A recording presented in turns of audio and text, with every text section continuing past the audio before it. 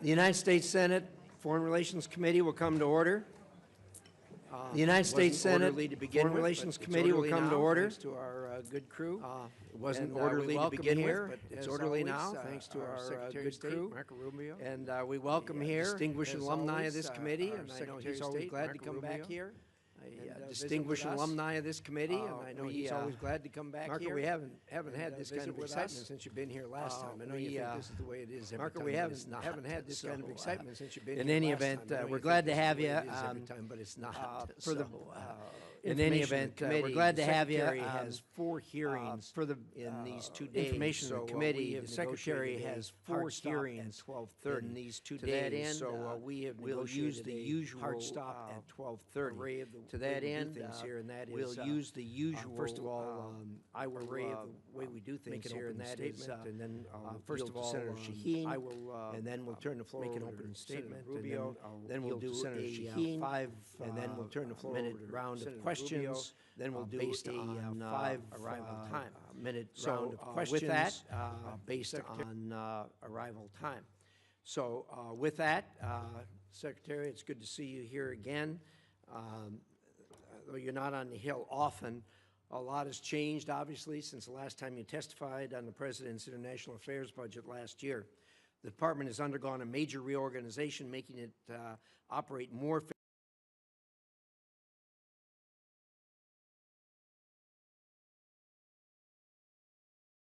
and executed, I think, quite well.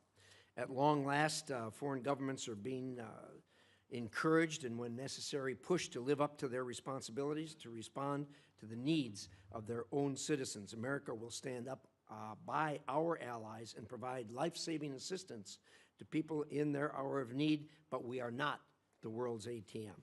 And so the Department is testing new ways of providing strategic assistance and breaking the cycle of dependence on aid. Renewed emphasis on trade over aid will help the American people and lift up countries around the world. This is American generosity and ingenuity in action. Through this budget, the administration is holding UN organizations to account, badly overdue, and alongside Ambassador Waltz, making sure American values are leading in international organizations.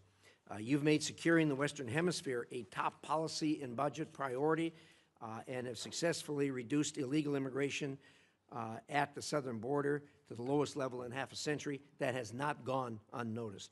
You've helped curb the trafficking of illegal fentanyl into the United States, saving countless lives. The budget prioritizes countering China's unfair trade practices, expanding military and malign influence operations around the world, and which pose some of the greatest threats in modern history to the American people.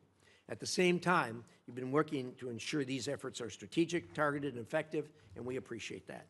The administration has also taken care to ensure taxpayer dollars don't go to those who are able but unwilling to pay for their own defense. Through concerted effort by you and your colleagues, our NATO allies have increased their defense spending and have committed to reach the 5% by 2035. This is a major change from the way you and I used to deal with this for the decade or more before this. Together, we need to create a next-generation NATO that is stronger, more interoperable, and takes advantage of the industrial potential of American and European economies.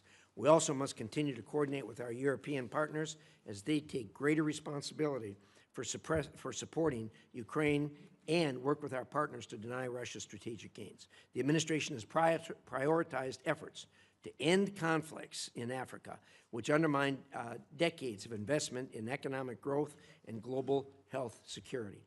All is not well there. The latest Ebola outbreak in eastern Congo, now affecting the entire region, highlights how conflict and humanitarian crises abroad threaten the health and security of the American people here at home. I know the Department is working hard to protect us from this threat, and I look forward to hearing how the budget supports these efforts. And, of course, the administration has taken decisive action to protect American citizens from the threat posed by Iranian nuclear capabilities and ambitions. On behalf of the American people, thank you for your hard work on that, Yeah, you and I have been through this before, and we know how difficult it is. Change is hard, but it is also necessary. Your efforts to make the State Department more responsive to the needs of Americans will help us all meet the challenges of the 21st century. I look forward to discussing how the budget will further those efforts. With that, I will turn it over to the distinguished ranking member, Senator Shaheen. Well, thank you, Mr. Chairman. Good morning, Secretary Rubio. Mr. Secretary, you were a senator. You sat on this committee. You sat on the Intelligence Committee. You know as well as anyone that effective American foreign policy requires a strong partnership with Congress. Allies need to know that our commitments can stand the test of time, and that only happens if Congress is brought into the discussion. Congress cannot be a partner if it's kept in the dark. I have a long list of unanswered requests sitting on your department's desk. And Mr. Chairman, I'd like to ask that these letters be submitted for the record. They'll be submitted. I've requested a briefing on changes to U.S. force posture in Europe, and after 33 days, we still have no response. We've requested a briefing from the Iran war on displacement.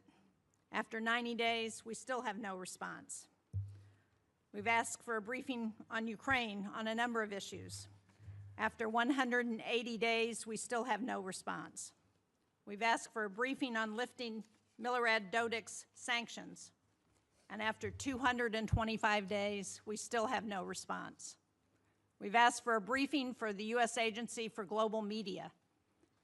No response after 344 days. The Romanian visa program termination. We've followed up 5 times over 435 days, and we've still gotten no response. In January, when you were before this committee, I asked if you would report to this committee once an audit system was in place to track Venezuelan oil revenues. You said, and I quote, "Oh, absolutely, yeah, we are still waiting." And when you do notify Congress, it's to inform us of decisions you have already made. That is not consultation, as you well know. That is not advice and consent. Congress has been clear on a bipartisan basis. We do not want to cede ground to China. Yet this administration is closing consulates and cutting funding in the Indo-Pacific. The same pattern extends to global health. USAID supported Ebola detection and prevention activities in DRC and Uganda for years. And we can see in this poster, even Elon Musk admitted that one of the things we accidentally canceled, very briefly, was Ebola prevention. Well, those programs were dismantled, and today we have to screen for Ebola at Dulles Airport rather than in the DRC and Uganda more than 7,000 miles away. You're asking for a 44% reduction in the State Department budget. That includes eliminating funding to the World Health Organization.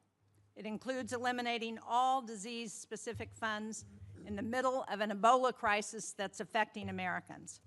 Yet, no one from your department can explain to us why this is a good idea. You sent Congress one notification saying you needed $19 billion to close out USAID. Then you sent another saying you needed some of that money to respond to disease outbreaks. Congress has asked for an explanation, and we still have not received one. The same pattern extends to our alliances. I just returned from a bipartisan delegation to the Arctic. We are on the verge of losing the very alliances that we have built for decades because the President manufactured a crisis over Greenland. And nowhere is that clearer than with Russia.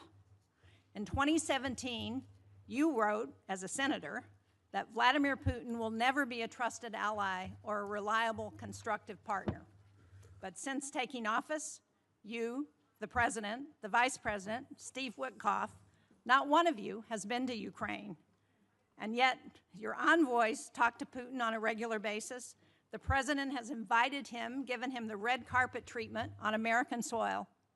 But yet, you won't come up here and brief Congress on any of it.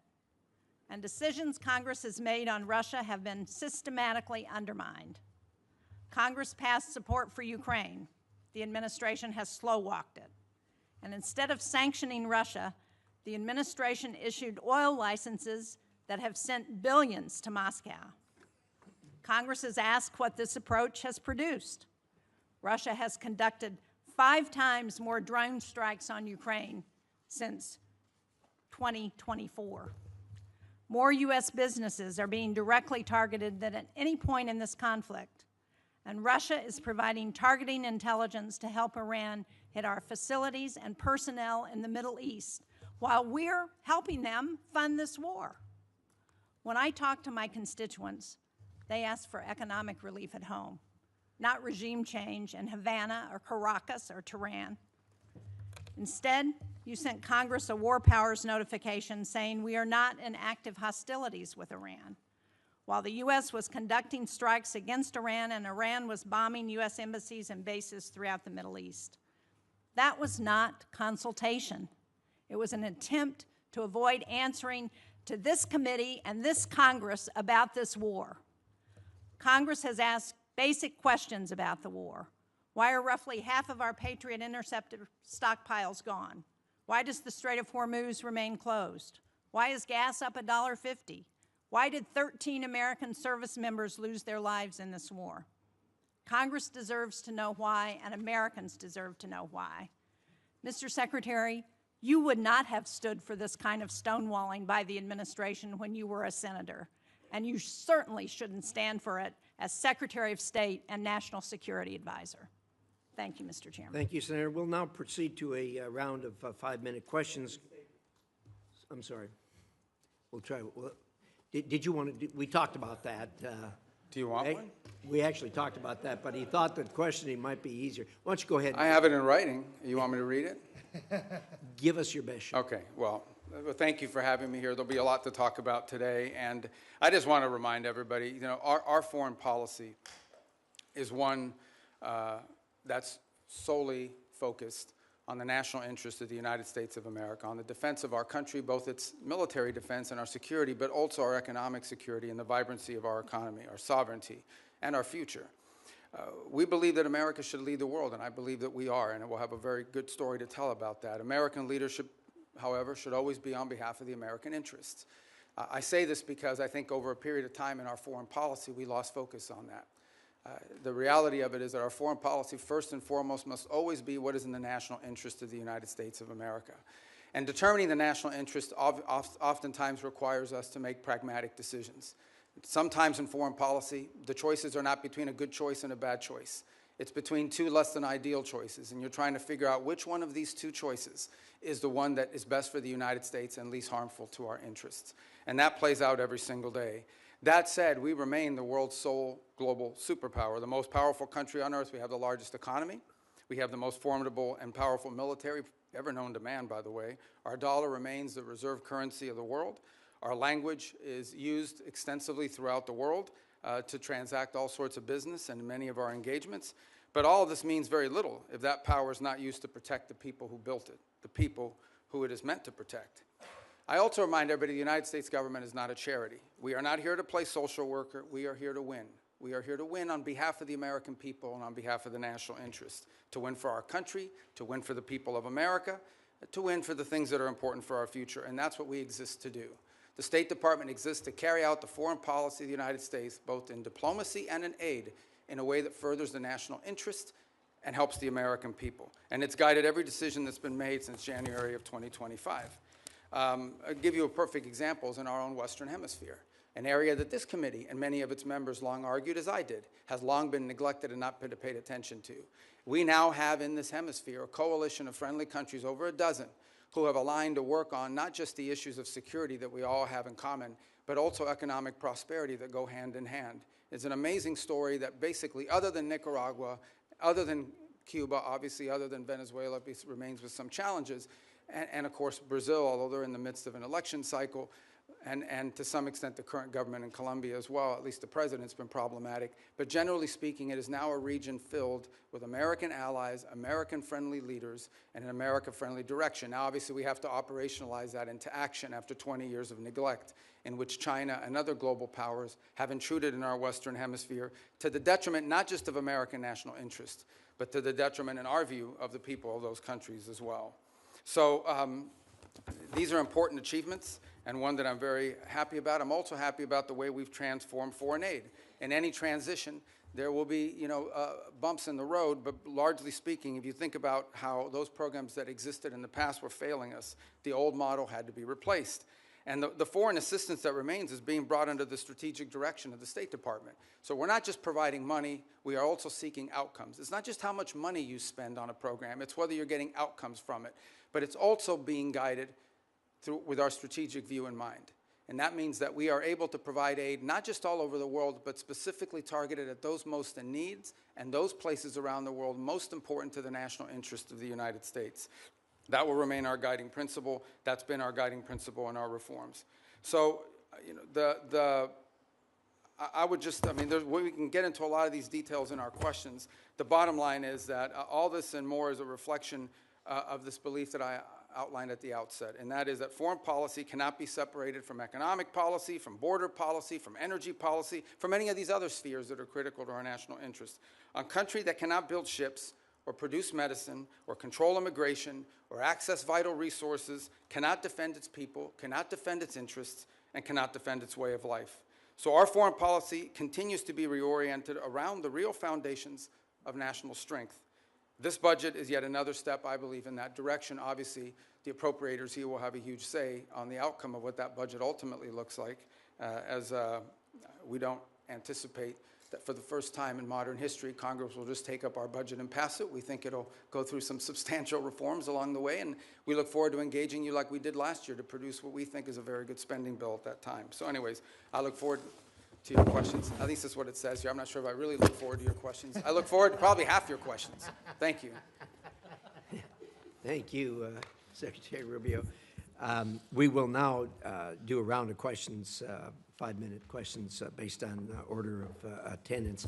And I'm going to start, and I'm going to say thank you for the work you've done with respect to Iran. All of us that have worked on this for years know how frustrating that is, how difficult it is to work with this regime who've sponsored terrorism, kidnapping, and killed thousands of Americans for the last 47 years. Thank you for doing something about it. I know you and the President are doing all you can to ensure this comes to a close sooner rather than later. I wonder if you could give us at least a brief update on where we are. Well, first let me remind everybody that while I've not been before this committee since, I believe, February, when we briefed on the Venezuela operation, I have appeared on multiple occasions here, both in my role as National Security Advisor and Secretary of State, in both all Senate briefings multiple times, Gang of 8 briefings, Gang of 16 briefings. So we've talked about this topic with some of you in those settings in the past that you've heard from us. Let me just lay the predicate here, okay? Iran's desire to build a nuclear weapon was going to be built, was going to be effectuated behind a conventional shield. They were going to build for themselves so many missiles, so many drones, so many conventional weapons, including a navy, that at that point there's nothing you could do about it. What they tried to do is they were going to try to build a conventional shield and hide behind that conventional shield and basically say to the world, if you come and do anything about our nuclear program, we will overwhelm you with missiles, we will overwhelm you with drones, and we will overwhelm you with our navy, and you will not win. You will not be able to do anything about it. They were seeking that point of immunity, which is why the President chose to act, to deny them that point of immunity. Operation Epic Fury, some of you didn't like it, some of you did, was highly successful in achieving its military objectives, which is dramatically reducing the defense industrial base of Iran, the ability to build these missiles and to build these drones, especially the missiles program, substantially degraded. A substantial percentage, and I'll leave the exact numbers to the Department of War because I'm not a general and I'm not here to speak as a military planner, but a substantial degradation in the number of launchers that they have as well. They still have a lot of drones because these are easy to make. We all know it's not an Iran challenge. This is a global challenge, and it's playing out every single day around the world. I mean, Mexican cartels are using UAVs against each other. We should imagine at some point may even use it against our interests. So this is a pervasive problem around the world. The economics of it are something we have to solve for. But nonetheless, even their drone building capability has been eroded. Today, there is no Iranian Navy. There is no such thing. There's a bunch of Boston whalers with machine guns on them, but there is no Navy. There is no Iranian Navy. It lies at the bottom of the ocean and will soon, within a number of years, be prime fishing spots because they'll turn into reefs. So my whole point is that the Iranian conventional shield has been substantially eroded. Now, in the aftermath of that, two things have happened. The first is they entered into a ceasefire. They agreed, we agreed to stop. But part of that agreement was that they would reopen the straits. They did not, at which point the president decided, and I think appropriately, we can't have a world in which only Iranian ships get through the straits. And so if they're going to shut down the straits for everybody, we're going to shut down the straits for them. And we have done that through a very effective blockade and, by the way, through the seizure of sanctioned ships in the Indo-Pacific as well. The cost to Iran every single day in lost revenue is in the hundreds of millions of dollars that they are losing in lost revenue that they're not generating as a result of that. Now, we are in talks, and I say talks because talks with Iran are not like talks with Switzerland, okay? They're very different. They require the use of intermediaries, unfortunately. But there is the prospect before us, which could happen today, it could happen tomorrow, it could happen next week, that for the first time, certainly in my memory, they have agreed to negotiate aspects of their nuclear program that just a month ago, or just a year ago, they were refusing to even mention, much less enter into discussions about. That is not a guarantee that ultimately it will lead to a deal that's acceptable to the Senate or acceptable to the American people. But we'll be able to engage them in a process to truly test the proposition of how far they're willing to go. Complicating that process, unfortunately, is their internal regime is somewhat fractured in the sense of it takes days to get responses from their system. We can go into more depth in your follow-up questions. But we're hopeful that something like that could happen in which the straits would reopen, we would enter into a period of negotiations on very specific topics, delineated negotiations, in the hope of reaching an outcome that's acceptable to us and something that they would be able to do as well. If it doesn't work out, then obviously we still have a problem with respect to their nuclear ambitions. But what they won't have is the conventional shield to hide behind any longer. Thank you, Secretary. I'm going to ask one more question. Hopefully this will shorten as we go around. There'll be more questions, obviously, on that topic. But I know you just got back from China not long ago. Could you give us a quick update on the state of U.S.-China relations? Yeah, look, I mean, China and the United States are the two largest economies in the world, the two most powerful militaries in the world. The Chinese government and the U.S. government have to speak. I mean, it's not a choice here. We have to have some measure of communication, if for nothing else, in order to de-escalate potential points of conflict that could lead to something broader. There are obviously very significant irritants in our relationship with China. Some of these are long-term problems that we know we're going to have to address. And so what we're trying to do is manage a period of strategic stability while recognizing that there are areas of our relationship in which we are going to have struggles, not just for years, but perhaps for decades. We recognize this. But I think as much as anything else, we have to recognize that the United States and China have to be able to have points of dialogue and speak to one another. As I said, for no other reason than to be able to have a communication channel. I think in our meetings, it was abundantly clear which are the areas that we do not have strong alignment or agreement on. We understand that there are areas in which long-term we're going to have some real challenges, whether it's supply chains. Put it to you this way. Let's leave China aside for a moment. The United States, and I would argue the world, cannot depend on one country for 90% of anything, especially 90% of things that are critical to our economies, not from our weapon systems to our pharmaceuticals. We just can't live in a world in which we rely on anybody for 90% of what we get in one sole source that could be cut off at any time as leverage against us or punishment or in a time of conflict. And so we are actively searching and have plans in place, and we're implementing these to diversify where we get critical minerals, where we get our supply chain, secure that supply chain. And obviously the Chinese would like to retain their monopoly position in some of these. This is going to be a long-term issue that we're going to have to continue to confront and work on. Work on that continues even while we are engaged in the ability to dialogue and speak to them, because we have to. It's responsible, and we truly have no choice but to be able to do that. It's to their benefit and ours, and I would argue to the benefit of the world that these two countries are able to speak to one another. Thank you, Secretary. And I think your comments about the supply chain and the critical minerals and everything else that's in the bottleneck These are things that are relatively new to us. They've always been there, but COVID underscored that. And then, of course, the Ukraine war brought it out even more. And appreciate your remarks. I think everybody at this dais knows we are, as a nation, looking at that. With that, Senator Shaheen. Thank you, Mr. Chairman. Mr. Secretary, at this budget hearing last year, you testified that no one had died as a result of foreign aid cuts. Sadly, I think we're seeing in real time that that's not true today. There are more than 1,000 cases, more than 200 Ebola-related deaths. And as we know, one of the entities that is a critical global health tool is GAVE, particularly during a disease outbreak.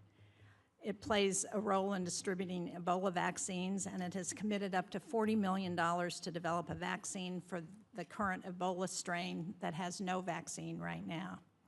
So how are you making sure that Secretary Kennedy, who has been sitting on those funds for months now, is going to release them so that they can go to help develop a vaccine to address the Ebola outbreak? Yeah. Well, a couple points on Gavi. I would say that the President had asked that we allow Secretary Kennedy to play a leading role on the Gavi decision because of his strongly held views with regards to vaccine safety, and he wanted them to conduct some reforms.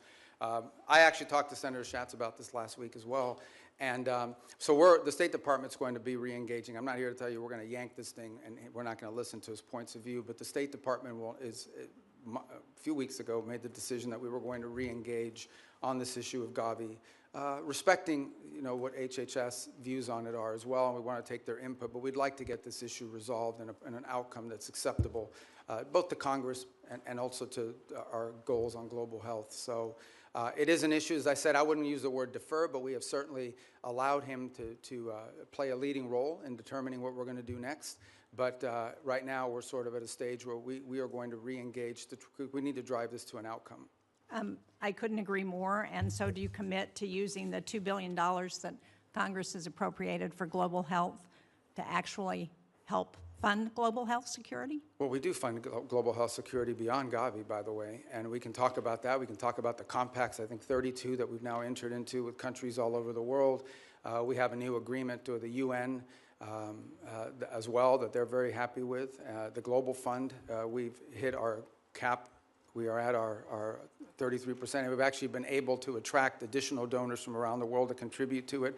On this specific item, I would say, we intend to get this resolved. We want to get this resolved. It's an important part of our matrix. We will follow up, and I hope you will share with this committee as soon as you get it resolved. I want to go to Russian oil sanctions and general licenses, because President Trump gave Russia a lifeline, allowing it to sell oil globally through licenses issued by the Treasury Department. While I think the administration should have known that the Iran war would make Russian oil more desirable, they decided to remove the stigma on that oil and give an extra windfall of cash to Putin. So can you let us know whether you believe or whether you will support extending those licenses, when it comes back up mid-June? Yeah, a couple points. First of all, the two things have happened. One is actually the U.S. production and U.S. playing a role in the global energy supply has increased. I think we had our largest amount of exports from the United States we've ever seen. So we've also benefited from this, and our energy dominance has really come into play. The Russian waivers were a decision. These are the policy, the underlying policy remains on the sanctions. What has changed is these time-limited extensions to sort of try to alleviate the global, the problem we're facing too is there's a contagion potential, and that is that at some point we can do strategic reserves, we can do some of the other things that we've done to sort of alleviate global supply, but at some point you have to ensure, this is not so much for us. At the end of the day, our economy is not in need of it, but there are other economies around the world that have benefited from this. So these are time-limited extensions that ultimately at some point will expire. We've certainly benefited China and Russia's economy. Well, China doesn't. I mean, China refines oil. They import a lot, but they refine oil, and but they also benefit from Russian oil. But my question for you is, can you commit not to extend the general license again when it expires on June 17th? Well, that ultimately is a decision that's made by Treasury, but I will tell you, it depends on the circumstances at the time. We would like to end it as soon as we possibly can because the underlying policy of this country has been to sanction their oil. These are time-limited waivers for the purpose of opening up more global supply. I understand that, but if we continue to extend them, they're not time-limited. I want to get a final question in on Food for Peace because, as you know, the closure of the Strait of Hormuz has deepened the humanitarian needs in food insecure countries such as Sudan, South Sudan. And yet, in your opening statement, you said that our aid targets those who are most in need. But I think it's very concerning that the country selection process for Food for Peace, which I understand is led by the Department of State, includes only 2 priority countries from World Food Program hunger hotspots. That's Haiti and the Democratic Republic of the Congo. So the question I have is, why are we adding countries that aren't facing acute food insecurity, like El Salvador, Guatemala, and Rwanda? Why are we not helping countries who are facing acute, well, famine in some cases? Sudan, Gaza, Afghanistan, Nigeria, Syria, Somalia. These are all countries that have humanitarian crises, and yet we're helping countries that don't have acute food insecurity. So a couple points. First of all, on Gaza, we have spent hundreds of millions of dollars, including after the ceasefire, and providing through the World Food Program and other entities, and we continue to do so. I think if we're not the world's largest donor, I'd be surprised because it's a massive amount of money that we've provided through those mechanisms of various means. On the point of Sudan in particular, the complication in Sudan, which I wish were different, and we're very involved in this. I mean, I had a meeting on Sudan yesterday. The problem in Sudan has largely not been our unwillingness to provide funds. We are willing to step forward, and we have the flexibility through what we've been able to do with foreign aid to surge up that. It's been distribution. It's been the ability to get that. So as an example, in these conversations we're having between the warring sides, one of the things we're trying to identify is 4 safe spots where people can go receive humanitarian care, assistance, where we can actually have the outside groups, the NGOs, the international organizations that we contract with, have the ability to go in and actually deliver the food without having their trucks hijacked or blown up or their workers killed. That's been the fundamental challenge in Sudan, is distribution. The distribution is being threatened because we don't have conditions on the ground that allow for it. And so to allocate money towards something that we can't distribute is unwise until we have that in place. That's deeply tied to the ability to have a peace deal, which I can tell you has been very frustrating. On the one hand, with Sudan, we had a donor conference in Berlin. I don't want to interrupt you, Mr. Secretary, but I'm out of time, and it doesn't explain why we are providing food for countries that are not insecure. I appreciate the challenges in Sudan. We have those challenges in many places. But because we have dismantled the distribution network when we eliminated USAID, we've exacerbated those challenges in countries around the world, and we are not providing the help based on humanitarian needs, and that's my concern. Thank you, Mr. Chairman. Senator Ricketts. Thank you very much, Mr. Chairman. And Mr. Secretary of State, thank you for being here. Really appreciate it. Good to see you. Communist China is trying to win the AI race, and they will use it, for example, to dominate our military if they're able to do that, and so many other ways. A world where Communist China is dominant in AI is very bad for the United States and for the entire world.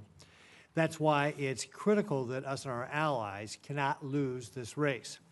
Semiconductor supply chains, particularly semiconductor manufacturing equipment, SMEs, are critical to winning this competition.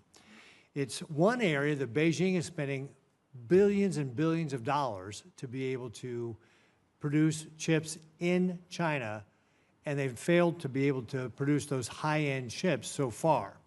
President Trump understands this better than anyone because the Trump administration was the first to utilize export controls on SMEs to slow down Communist China's advanced chip-making industry. Since that time, key allies and partners have also imposed controls on SMEs to China. However, their controls have not been as restrictive as U.S. controls, and this has allowed certain foreign countries to backfill the Chinese market with critical dual-use tools. Secretary Rubio, do you agree that export controls on SMEs are critical to maintaining our technological advantage over Communist China? It is. It's actually where it's most critical is in the high end. the areas, that are not legacy, that are broader and that allow for that.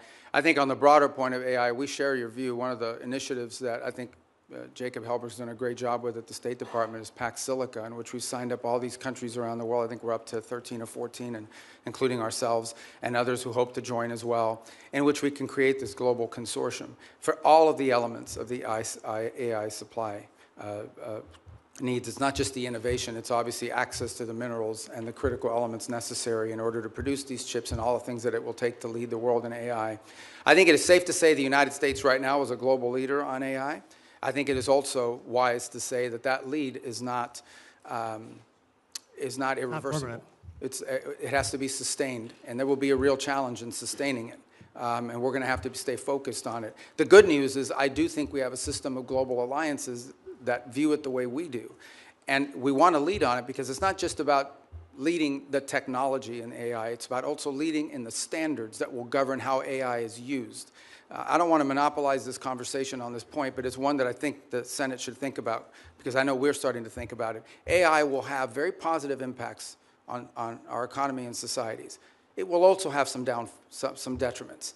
There will be white-collar jobs in this country that will be impacted. And I think we have to start thinking not simply about the impact that AI will have on those jobs, but the societal pressures that will create, not just in the United States, but in economies all over the world. Much like industrialization and automation did, it will make the worker more efficient and more valuable, but it will eliminate some jobs, and those jobs will have to be replaced with new jobs or new skills. That's not just an economic issue, that is a political issue. That, over time, could destabilize societies all over the world. So we have to start thinking about AI in those terms as well. You mentioned our allies. Shouldn't they have to follow the same sort of standards U.S. companies do when we're limiting the semi-manufacturing equipment that's going to Communist China? And that's our hope, is that we can create people that we can create a coalition of nations that understand the danger in this.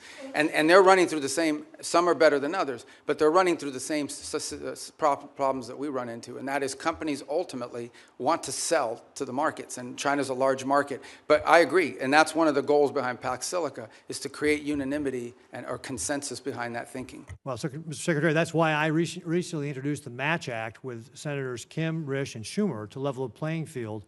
This bill would provide the State Department with the leverage in ongoing negotiations with our allies to align those controls.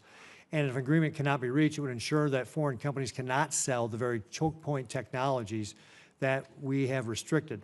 So I hope you'll support that as we move forward on it. One other thing I just want to hit before my time runs out here is that I was the co-sponsor of a bill to create the U.S. Foundation for National Security and Counterterrorism. This is a foundation that would be a public-private partnership. It would help counter traffickers and insurgents operating in ungoverned spaces around the developing world, such as Africa. The State Department, however, has not, for over a year and a half now, launched this foundation, and I'd encourage you to work expeditiously to implement it. I think this is something that, as we're talking about, especially the continent of Africa, can be very helpful to making sure that we're not only helping conserve the environment and helping animals, it's bad for terrorists. Thank you, Mr. Chairman. Thank you. And look at that, I kept it in my time. Good job. Can you do as well, Senator Murphy? I'll do my best. Thank you, Mr. Chairman. Thank you, Mr. Secretary, for being with us today. Despite the differences that existed between Republicans and Democrats prior to this administration on how to approach Iran's nuclear program, the theory was basically the same, that we were going to impose significant harm on the Iranian economy in order to force them to the table to negotiate. What is happening now is fundamentally different. This war and the administration's decision to blockade has now held the entire world economy and the U.S. economy hostage to the ability to negotiate an agreement with Iran. This is why the entire country is seized by the question of when there will be an agreement, because apparently, until there is an agreement, the Strait of Hormuz remains closed. There is a cost to the Iranian economy, but now there is a devastating cost to the U.S. economy. It has been indecipherable, the information coming from the administration, especially in the past several weeks, as We get signals that a deal is imminent. The president said yesterday he's bored by the negotiations. He doesn't care whether we get a deal. Very briefly for a picture. I think it's really important for us to understand what your bottom lines are, what you're asking for in this negotiation, what commitments you need Iran to make in order for you to release the blockade, and we hope for them to release the blockade as well. So give us a little insight into what your bottom lines are, what is going to get the strait reopened, because this is kind of the only question that matters for American consumers right now. And every day we get wildly different signals from the president as to whether he even is engaged in this question as to whether the strait is going to reopen. Yeah, I think your question gets right to the heart of the matter. So I think it's a good question. Let me first bifurcate two things. The only reason there's a blockade, the only reason why there's a U.S. blockade is because Iran has closed they're firing on commercial ships, and they've mined large segments of Hormuz, international waters.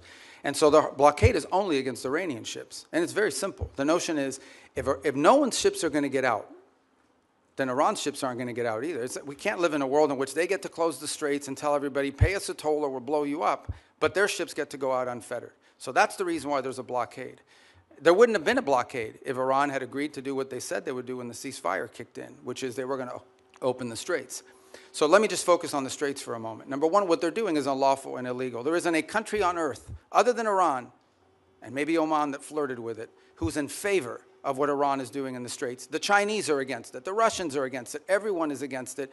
The whole world is against it. So condition number one is they have to reopen the straits. And reopening the straits means the following. Ships can sail through international waters the way they can do through other choke points around the world without being fired upon, without paying a toll. That's condition number one. But the strait is closed because of our decision to invade Iran. This is a consequence of our military action. So I guess I'm not interested in litigating that question. We all know why the strait is closed, because you took military action against Iran, and we knew ahead of time that that would be their likely response. The question is, how are we going to get it reopened?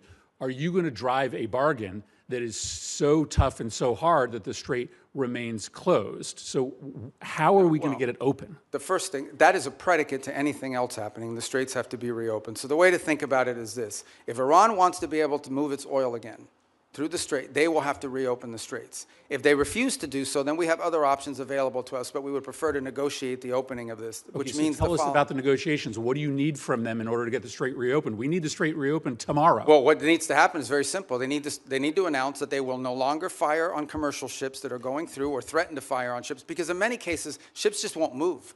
They won't go, not because they got fired on, but because of the risk of being fired upon. And so they have to announce very clearly, the straits are now open. We're not charging a toll. We will help remove the mines that they put in there, and they will not fire on ships. But the president says they also need to make commitments on their nuclear program. That's what I'm asking.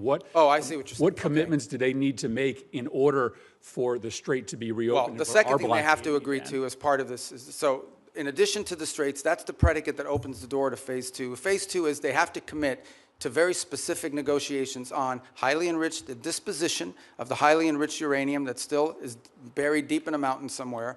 They have to agree on negotiating severe and long-term limitations and or cancellation of enrichment activity in their country. In the second phase of negotiations. Well, obviously, these are highly technical matters, so I don't think you could work those out in 5 days. That would require a team of experts to meet over a 30, 60, 90-day period and work out the details. But they have to commit to their willingness to do that. For example, they have to commit to say, we will dispose of the enriched uranium, and the question now is, what are the mechanisms by which we do so? That can be negotiated. Final question. In order to get to that second phase, are you willing to release sanctions or release frozen money that the United States is withholding from Iran? Right now, everything that's been discussed with them is that any sanctions relief, now remember, sanctions there's international sanctions, there's congressional sanctions, there's executive sanctions, so some we can release and some we cannot. But any sanctions relief is condition-based, which means it has to be in return for the reason why those sanctions were put in place in the first place, which is their nuclear program. So yeah, look, Iran is being sanctioned because they enrich uranium. Iran is being sanctioned because they've highly enriched uranium. Iran is being sanctioned because of their nuclear activities. If they agree to give up those things, there will be sanctions relief associated with their commitment and compliance You will not get with those sanctions agreements. relief just in exchange for reopening the strait. No, that's not been discussed. That's not been offered. Senator Hagerty. Thank you, Mr. Chairman. And Secretary Rubio, it's good to see you here. I want to commend you and the administration for actually implementing a foreign policy that advances America's interests. Thank you. If we could, I'd like to start with the Philippines, an area that we know very well. It's a geographic center of the Indo-Pacific region. It's an area that is along critical sea lanes where a tremendous amount of world trade and energy commerce actually move. A strong alliance with the Philippines clearly is in U.S. national security interest. It leads and supports our freedom of navigation. It also helps us deliver regional stability along the South China Sea, a very critical area, particularly in the face of a very aggressive posture that the Chinese have adopted. I want to recognize my colleague, Senator Kane, who's worked with me to put in place the Philippines Enhanced Resilience Act. That's $500 million of FMF grants. It's $1 billion of loan and loan guarantees per year to strengthen the Philippines and the United States alliance to make us more interoperable and more capable. Mr. Secretary, I'd just like to get your comments, your vision on the role of the Philippines in the United States alliance. It's actually, I spoke to President Marcos on Sunday, and have had multiple engagements with them at a personal level. We've had visits. A couple good points here. The first is we've actually entered into agreement with them in which I believe it's an old U.S. military facility inside the Philippines that will now serve as sort of I think it's a 4,000 acre. I'm very familiar with the area. Yeah, you know it. And that we'll be able to do a lot of our activities together with regards to our joint interests in developing on AI and high tech and diversifying and helping diversify their economy. The second is to continue with our defense commitments that we've made to them and the ability to interoperate joint exercises, which we've done now multiple times over the last year. Obviously, we're very concerned with Scarborough. We've seen in recent days, and we've demarched and made a very clear note. This issue came up during the first meeting with the Chinese. It's come up in every engagement I've had with the Chinese, and it's come up again now very recently through diplomatic channels, and that is we're very concerned about recent activity once again near Scarborough and the buildup of infrastructure that appears to be exerting, territorial claims that we have long argued are not valid. This is one of those irritants in the long term that I think we'll continue to have to manage. But I view the Philippines as a critical partner, and I think over the last, I would say, couple of years, our relationship with them, particularly under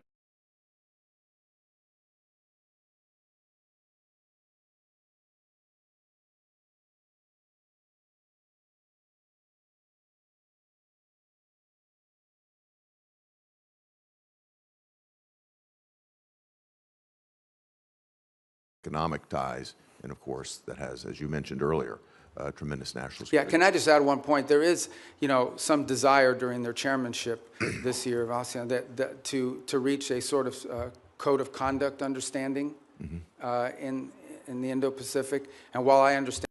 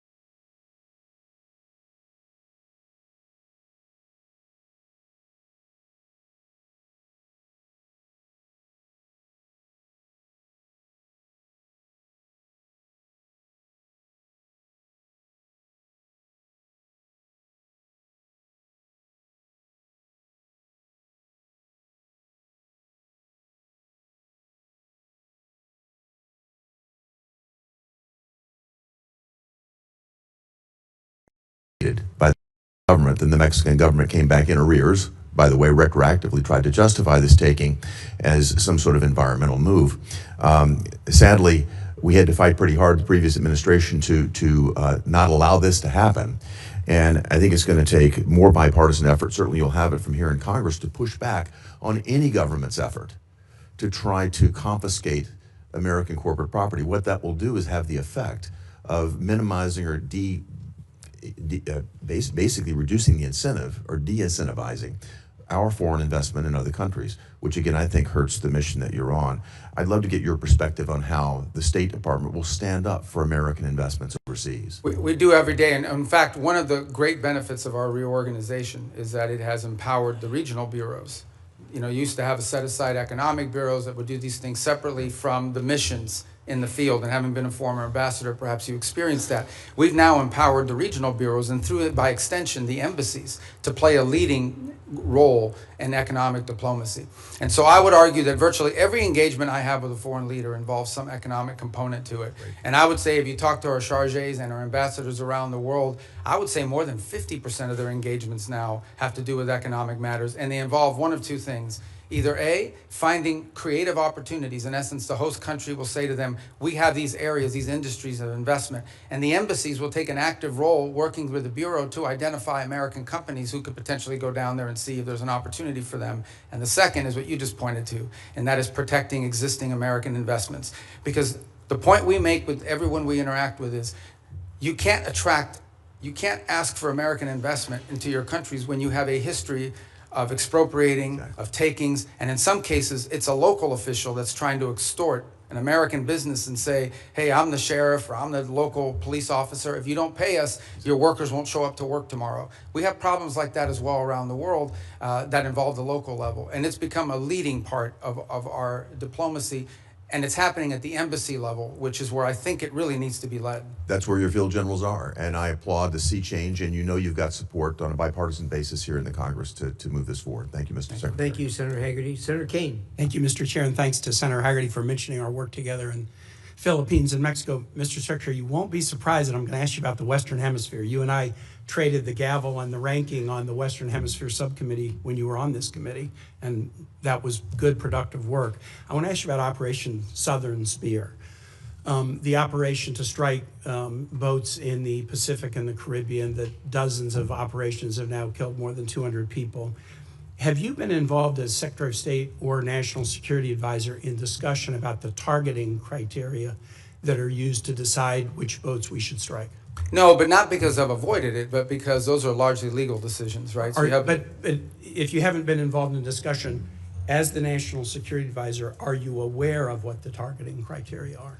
Yeah, I mean, they go through so every strike has a legal officer on the deck that has to make a determination about whether the call is legal or not. And this is done by the Department of War, the way it's been done in other theaters around the world. Here's what I want to ask you about. So you're generally aware of the targeting criteria. I'm not allowed. I know what the targeting criteria are because of briefings I've had in this committee and the Armed Services Committee. It's all been in classified. And I'm not allowed to discuss the targeting criteria because they've only been shared and classified. But I don't think I'm prohibited from describing things that aren't targeting criteria. So I'll give you an obvious example. Everyone on the boat is right-handed. That's not a targeting criteria. It would be ridiculous. Everyone on the boat is what? Everybody on the boat is right-handed. That's not a targeting criteria. It's obviously not a targeting criteria.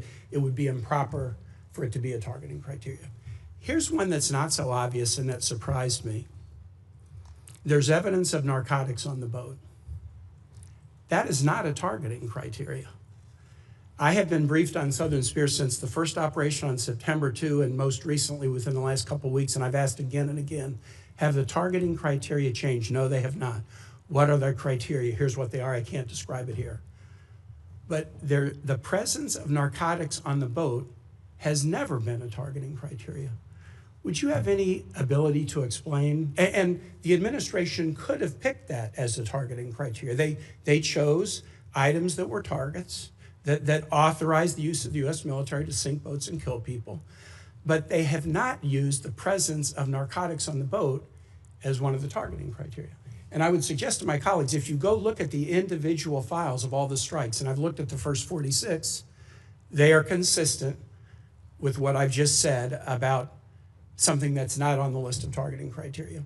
Why would the administration not include the presence of narcotics on the boat as a targeting criteria Well, look, in Operation Southern Spear. As you just outlined, I can't discuss the specifics of the targeting criteria, but I can tell you the one thing that is obvious is that the targeting criteria is not single source. In essence, there are multiple checks. There are 3 elements to the targeting criteria. Right, and all of it informed and infused by intelligence collection. In essence, they have to have true links. I can tell you they do walk away from strikes. There are multiple times that I've been aware. I'm not aware of every strike because it's not reported on a regular basis, it's delegated. Yeah. But there have been strikes that they've walked away from because it doesn't meet the criteria or because there's doubts. I'm not saying that the strikes that I've reviewed don't meet the targeting criteria, but I'm saying how odd it is, especially since the administration always announced this is against narco traffickers. We've attacked narco traffickers. How odd it is that the presence of narcotics on a boat is not one of the targeting criteria. And I would encourage my colleagues, get the same briefing I've gotten, take a look at the strike files. You'll be as surprised as I am. Here's the second question. Again, in your dual role, Secretary of State, National Security Advisor. The administration's Operation Southern Spear, we could agree with it or not, but the administration presented a legal opinion from the DOJ that we could review. Absolute resolve, the effort against Maduro. The administration presented a legal rationale that we could review. Now, we could review both in classified. They've not been made public. We're 92 days into a war against Iran, and the administration will not let Congress look at the OLC legal opinion justifying the war. Intel committee members, SFRC members, Armed Services Committee members, rank and file members, the administration will not make it available to us. Now, you can imagine, A, we're the Oversight Committee. B, you're here asking for a budget, and in the Armed Services Committee, they're asking for $1.5 trillion, an increase of 40% over last year's budget, but won't let us see the legal opinion. And Mr. Secretary, you know what kind of thinking we do. If you've showed us the legal rationale for 2 wars and you won't show us the legal rationale for the third, is there something in the rationale they don't want us to see? Is there a dissenting opinion that says it's not legal? Are there conditions like you can't strike civilian infrastructure like schools and bridges? Are there factual assertions like the war will be over in 2 days or Iran will never close the Straits of Hormuz? By not sharing the legal opinion with the Article I Oversight Branch, you give us the opinion that there's something in there you don't want us to see. Could you use your influence as the President's Chief National Security Advisor, Secretary of State, NSA, to get the administration to share the Iran war legal opinion with Congress? Well, look, first of all, obviously the Department of State does not develop the legal opinion. That's But you're the legal counsel. You're the Chief National. So I think what you're asking is why haven't the Office of Legal Counsel provided it? They don't work for the National Security I'm Council. actually They don't work for asking, me. will you use your influence as Well, the I will President's certainly Chief inquire as to National why. Security Here's what I'll do. Advisor? I can certainly inquire as to why it has not been available. I don't think there's a reason why. I am not aware that. In fact, my understanding is they have provided documentation to the committee and Not the opinion. as part of the war. Not the opinion. Well, that's different. And you wouldn't accept that. All right, well, let me You're take sitting that on back this and ask side the of Office of desk. Legal Counsel. But it's certainly, they provided the legal rationale for the strike. You're asking for the actual written opinion the way it was Which in the they other. provided us All in right, I Southern understand. Spear and Absolute Resolve. I'll Thanks, take Mr. that Chair. back. Thank you. Senator Lee. Thank you, Mr. Chairman. Thanks, Secretary Rubio, for being. You look like Ricketts. I apologize. This threw me off a second. Well, look, bald is beautiful, and we new cock. can't help that. But thanks for all of your efforts. You are a very effective spokesperson for not only President Trump and the administration, but for the United States, and I'm grateful for that. Was wondering at the outset if you could talk to us a little bit about the fractured Iranian regime and how that might be making negotiations more difficult. One of the things I've wondered, for example, are whether the diplomatic Iranian channels are sort of crosswise, at odds with, or working hand in glove with the IRGC, which is itself causing a lot of these ceasefire violations, or is it all sort of coordinated chaos to try to undermine and tip the scales in favor of Iran in the negotiations? Yeah, that's a great question. Let me try to give this answer to you in a way that's not boring or wonky, because it's been a shift. Obviously, the original Supreme Leader, the one that was there, is no longer with us. His son takes over. Nobody hears from him for a month. By all reports, open source reporting, I think you've all seen it. He was severely injured in the same strike, and so forth. Are you confident he's still alive, by the way? Yeah, I think there's indications that, in fact, we've not heard from him publicly, we haven't seen him publicly, and I would imagine given what's happened to multiple leaders in that system, being very public is probably not something that's recommended for them internally. But that said, I think there are indications out there that he is increasingly engaging at some level, although all of his communications have been in writing and through intermediaries. So the way to think about it is the following. You have the supreme leader, and understand that at the end of the day, the supreme leader in their system there really is no analogy to it in our system or anybody else's system. It is a theological office. It was the head of the Islamic republic in the sense of the ultimate decision maker. And every major decision has to be run by them. They are advised by a council. It's not clear if it's 6 people or 8 people, but there is a council made up of both IRGC and other elements of the regime that surround that supreme leader. And ultimately, that council has to sign off on anything. And then there are the people you see on TV, like Arachi, who's out there every single day, and Golubov, who's the speaker of the Majils, who's been playing a pretty prominent role. And they are the ones that they have sent to negotiations and so forth. It is our view of the system, as we understand it, and as it's been expressed to us both by the intermediaries and by Iran directly, that what Arachi and Golubov bring or take from us, they then have to run back to this council and ultimately get guidance from them. And that process oftentimes takes 3 to 5 days to get a response. Now, some of it is logistical. They're operating probably using couriers and things of this nature. Part of it is internal fissures on exactly what they should agree to or not agree to. I think the second point that needs to be driven in this regard is that there is evidence that there are communications issues within the regime as well. So, for example, it's pretty clear that at the outset of hostilities in the conflict, they had delegated decision-making to field commanders. And so oftentimes field commanders had delegated authority to act on let's say, a pre-operational planning that already put in place. And so unlike our system, where perhaps you know that the president or the secretary of war is directly making orders and decisions, or the chairman of the Joint Chiefs, in their system, a lot of decision-making at the tactical level, like which ships to hit and so forth, are being made at the commander level. So that's why from the outset it can look like fire-ready aim, but it's part of the design of the system, perhaps? Well, I think it was a design of the system in the sense of regime survival and the ability to operate in case there was decapitation strikes or people are removed. But let's go back to the essence of the negotiations. What's complicated them is you ultimately are negotiating with people who then have to negotiate within their own system to see what they're allowed to give and what they're allowed to agree to. What is abundantly clear is that Iran is facing severe internal economic. All the problems Iran had before this conflict not only are still there, but they're worse. All the things that led to the protests, all of these are worse than they were before. And I think there's definitely elements within that regime that understand it. And then there are other elements of it that are more immune to it and perhaps more resistant to making agreements. And so what we are working through is in many cases, is delays in getting the responses to people. And this is why you see reporting about there might be a deal in the next few days, because internally it takes time to get responses from them, sometimes upward to 5 or 6 days. Undoubtedly, they're using that to their advantage, sort of like the car dealer where the salesman has to go talk to his manager and make you wait and think about it for a while. Even more complicated than that. Even more complicated than that. One more question. I think we could benefit from hearing from you about the need to zero out funding for a couple of entities, including the National Endowment for Democracy and USADF. Can you tell us about that? Well, look, these programs, I think, have served a purpose in the past, and obviously there's a congressional role to play here, right? I mean, at the end of the day, these programs have had, especially the National Endowment for Democracy, has had support in Congress in the past. And look, I was here for 16 years. I understand that you're going to pass an appropriations bill, and the appropriations bill is going to have things in it that we don't have in ours. That's just the way it is. And we understand it, we'll make it work. But we are concerned, or have been concerned in the past, about organizations that sort of have lost their purpose and what they're advancing. And at the end of the day, look, we have a lot of resources. The United States is the richest country in the world. We have the largest government budget in the world, but we don't have unlimited resources.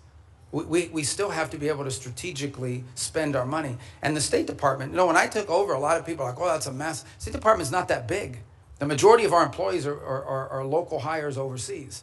We have, foreign service officers, career civil servants, but compared to some of these other agencies that are out there, we're not that large, and yet we have a global footprint.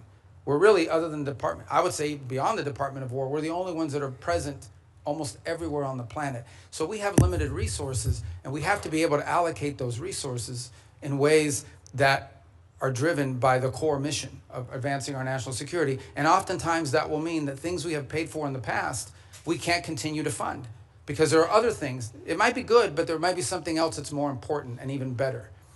Other cases, we may still spend money on a purpose, but we want to be driven not just by, we don't want to be judged just by how much money we're spending on something. We also want outcomes for it. We want to show outcomes.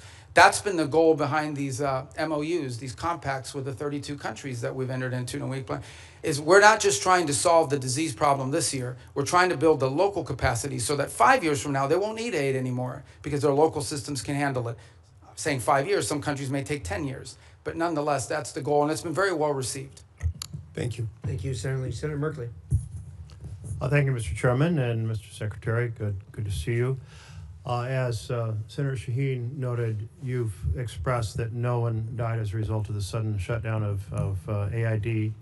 And I did ask you last time you were here about that, and I won't repeat all that, but I want to note that the folks who study this at the schools of public health, Harvard Chen School, the Boston University School of Public Health, estimate that over 500,000 children have died from that sudden shutdown. I want to kind of put a note on that. If you were to walk across this country, you'd see one dead child equivalent every roughly 30 feet. That's the level of carnage. I know you disagree with that, but many experts who are in this field, that is their estimate. And I hope you'll ponder that as we strive to rebuild our programs related to malaria, tuberculosis, AIDS, HIV, nutrition, and certainly infectious diseases like Ebola. I wanted to turn, though, to Taiwan. It's an area that you and I worked on quite a bit together when you were here, including the Taiwan Relations Reinforcement Act and the Transnational Repression Policy Act, the Hong Kong Economic and Trade Office Certification Act. And I'm very concerned about the President's comments on his recent trip. He noted that arms sales to Taiwan are a, quote, very good negotiating chip. And when he was asked about how much he talked about arms sales with China, he said, we discussed arms sales, quote, in great detail. The 6 assurances included that arms sales to Taiwan would never be a negotiating chip. My concern is that the President now has kind of accentuated the arms sales by not approving, not putting the stamp of approval and completing the arms sale that Congress has already funded. That this sets a stage for China to very much proceed to pursue more aggressively their effort to incorporate Taiwan into the broader framework of China, including extinguishing Taiwan's democracy. So I'd just like to hear your thoughts. Hopefully there's a path here that will re-accentuate our support for Taiwan's democracy. Thank you. That's an important question. So let me first say on Taiwan, and I think I made this point myself, either on the trip in China or thereafter when we returned. There's been no change to U.S. policy towards Taiwan. I think there's, obviously the Chinese side would like to see a change in the verbiage, but no change has been made in that regard. The second point I would make is, I believe in December, I know in December of this year, we did approve in arms sales, I think $11 billion. I think it's the single largest arms sale ever. It was a huge sale to Taiwan. This was just last December. I think it's more than the totality of the 4 years under the Biden administration. And I would recall that there were a 6-year period of time under the Obama administration where there were no sales to Taiwan. There is a second pending sale, which I think is the one you're referring to. It's the $14 billion one, and that remains under review. And but we just did one in December. So I don't think it's, and I'm not saying you're saying this, but I don't think it's fair to say that the U.S. is not providing it. We just had a massive arms sales, and it was so big and so noticeable that the Chinese became very aggressive about it and some of the incursions they undertook as a result of it. And as I said, it was more in one sale than we did in the entirety of the Biden administration, if I'm correct, and I think I am on that point. So, but the most important thing to understand is we want to see the status quo preserved as is at this moment. That's our policy. That's what we've said. That's what we continue to say. It's a very, as you know, a very delicate relationship to balance. But our policy on Taiwan is not changing, and it did not change on this trip. Another issue that you and I worked on was the Uyghur Forced Labor Prevention Act. And it's really been the most effective strategy for saying that products produced by slave labor will not be admitted into the United States. And we've turned down a lot of products from China, but then they're transshipped, often just into Canada. It would be a far more effective policy if Mexico, Canada, and Europe were to join us. Is that an objective you can pursue in your role? It is, and as you said, it's an enforcement challenge. I think the initial enforcement was easier because it was more straightforward. I think the transshipment issue makes it harder because it requires more paperwork, more due diligence, and frankly, in many cases, some of it is obscured. But I want to make this point. There's clearly a humanitarian aspect to it. There's clearly a humane aspect to forced labor, which is horrifying. Separate but related, there's an economic aspect to it. It is also, unfair competition for our companies to have to compete against someone who has free labor, basically compelled and forced labor. So we've made the argument on two fronts. Not just is this immoral, but it is and horrific, but it's also an enormous economic disadvantage, not just for us, but for companies all over the world. As you can imagine, depending on the country, some are more willing to lean in on these issues than others. I think just yesterday, last week, the foreign minister of China was visiting Canada, and where they sort of announced, or at least put out the prospect of how Canada can export more to China next year. That was the carrot. What we don't know in those, and I'm not blaming Canada, I'm just saying in general, they do this all over the world. There's a stick associated with it. And I would imagine that China's I know that they put tremendous amount of pressures on countries around the world not to comply with restrictions like the ones we put. I agree. If we got Canada and Mexico to agree, given our current trade arrangements, it would make it far more effective. To date, we have not been successful at convincing them that they should do that because, among other things, I think they fear retribution. But we certainly will continue to raise it because we think it harms them. Senator Barrasso. Thanks, Mr. Chairman. Mr. Secretary, great to see you again. You opened by talking about American leadership and American interests. And later this month, the G7 is going to be meeting in France, and then next month, NATO meeting in Turkey. Just overview, what are the priorities you're going to go into those meetings with? G7? G7 and NATO, coming up next month in this. Yeah. Well, NATO will be a fun meeting. Let's start with the G7 one. The G7 forum this year has largely been focused, obviously, because of the Straits. So when I went to the foreign ministers meeting in March, a lot of the conversations in April were about the Straits. And the one point we've made is, and what's interesting is a lot of the countries involved there, even though it's not a military forum per se, the UK and France are members of it, they've put together this initiative, which they say they will send minesweepers and escort ships, but they will do so once hostilities is ended. Kind of a catch-22. On the one hand, why do you need naval escorts if no one's shooting at the ships? That said, I don't diminish the utility of it because I would imagine the first few ships that go through are going to like to be escorted. So I think that's going to be a key feature of that conversation. I think there's a shared interest in all these countries on rare earth minerals and supply chains generally.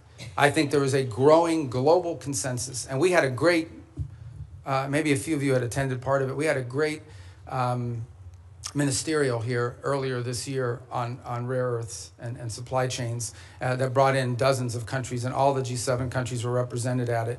And so I think that's going to be a feature here is how do we diversify the global supply chain on anything from rare earths to pharmaceuticals? There's growing consensus, so I think that point will be quite dominant. And then given the makeup of who's in the G7, the Russia-Ukraine conflict will always come up because obviously it directly impacts at least 3 or 4 of those members who are on the continent.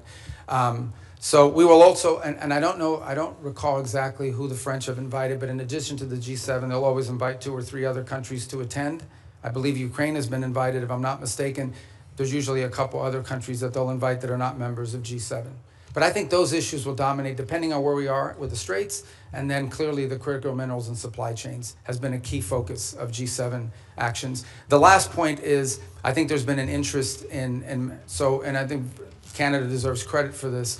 The Canadians have really taken a lead, and we've been very supportive of this, in highlighting places like Haiti.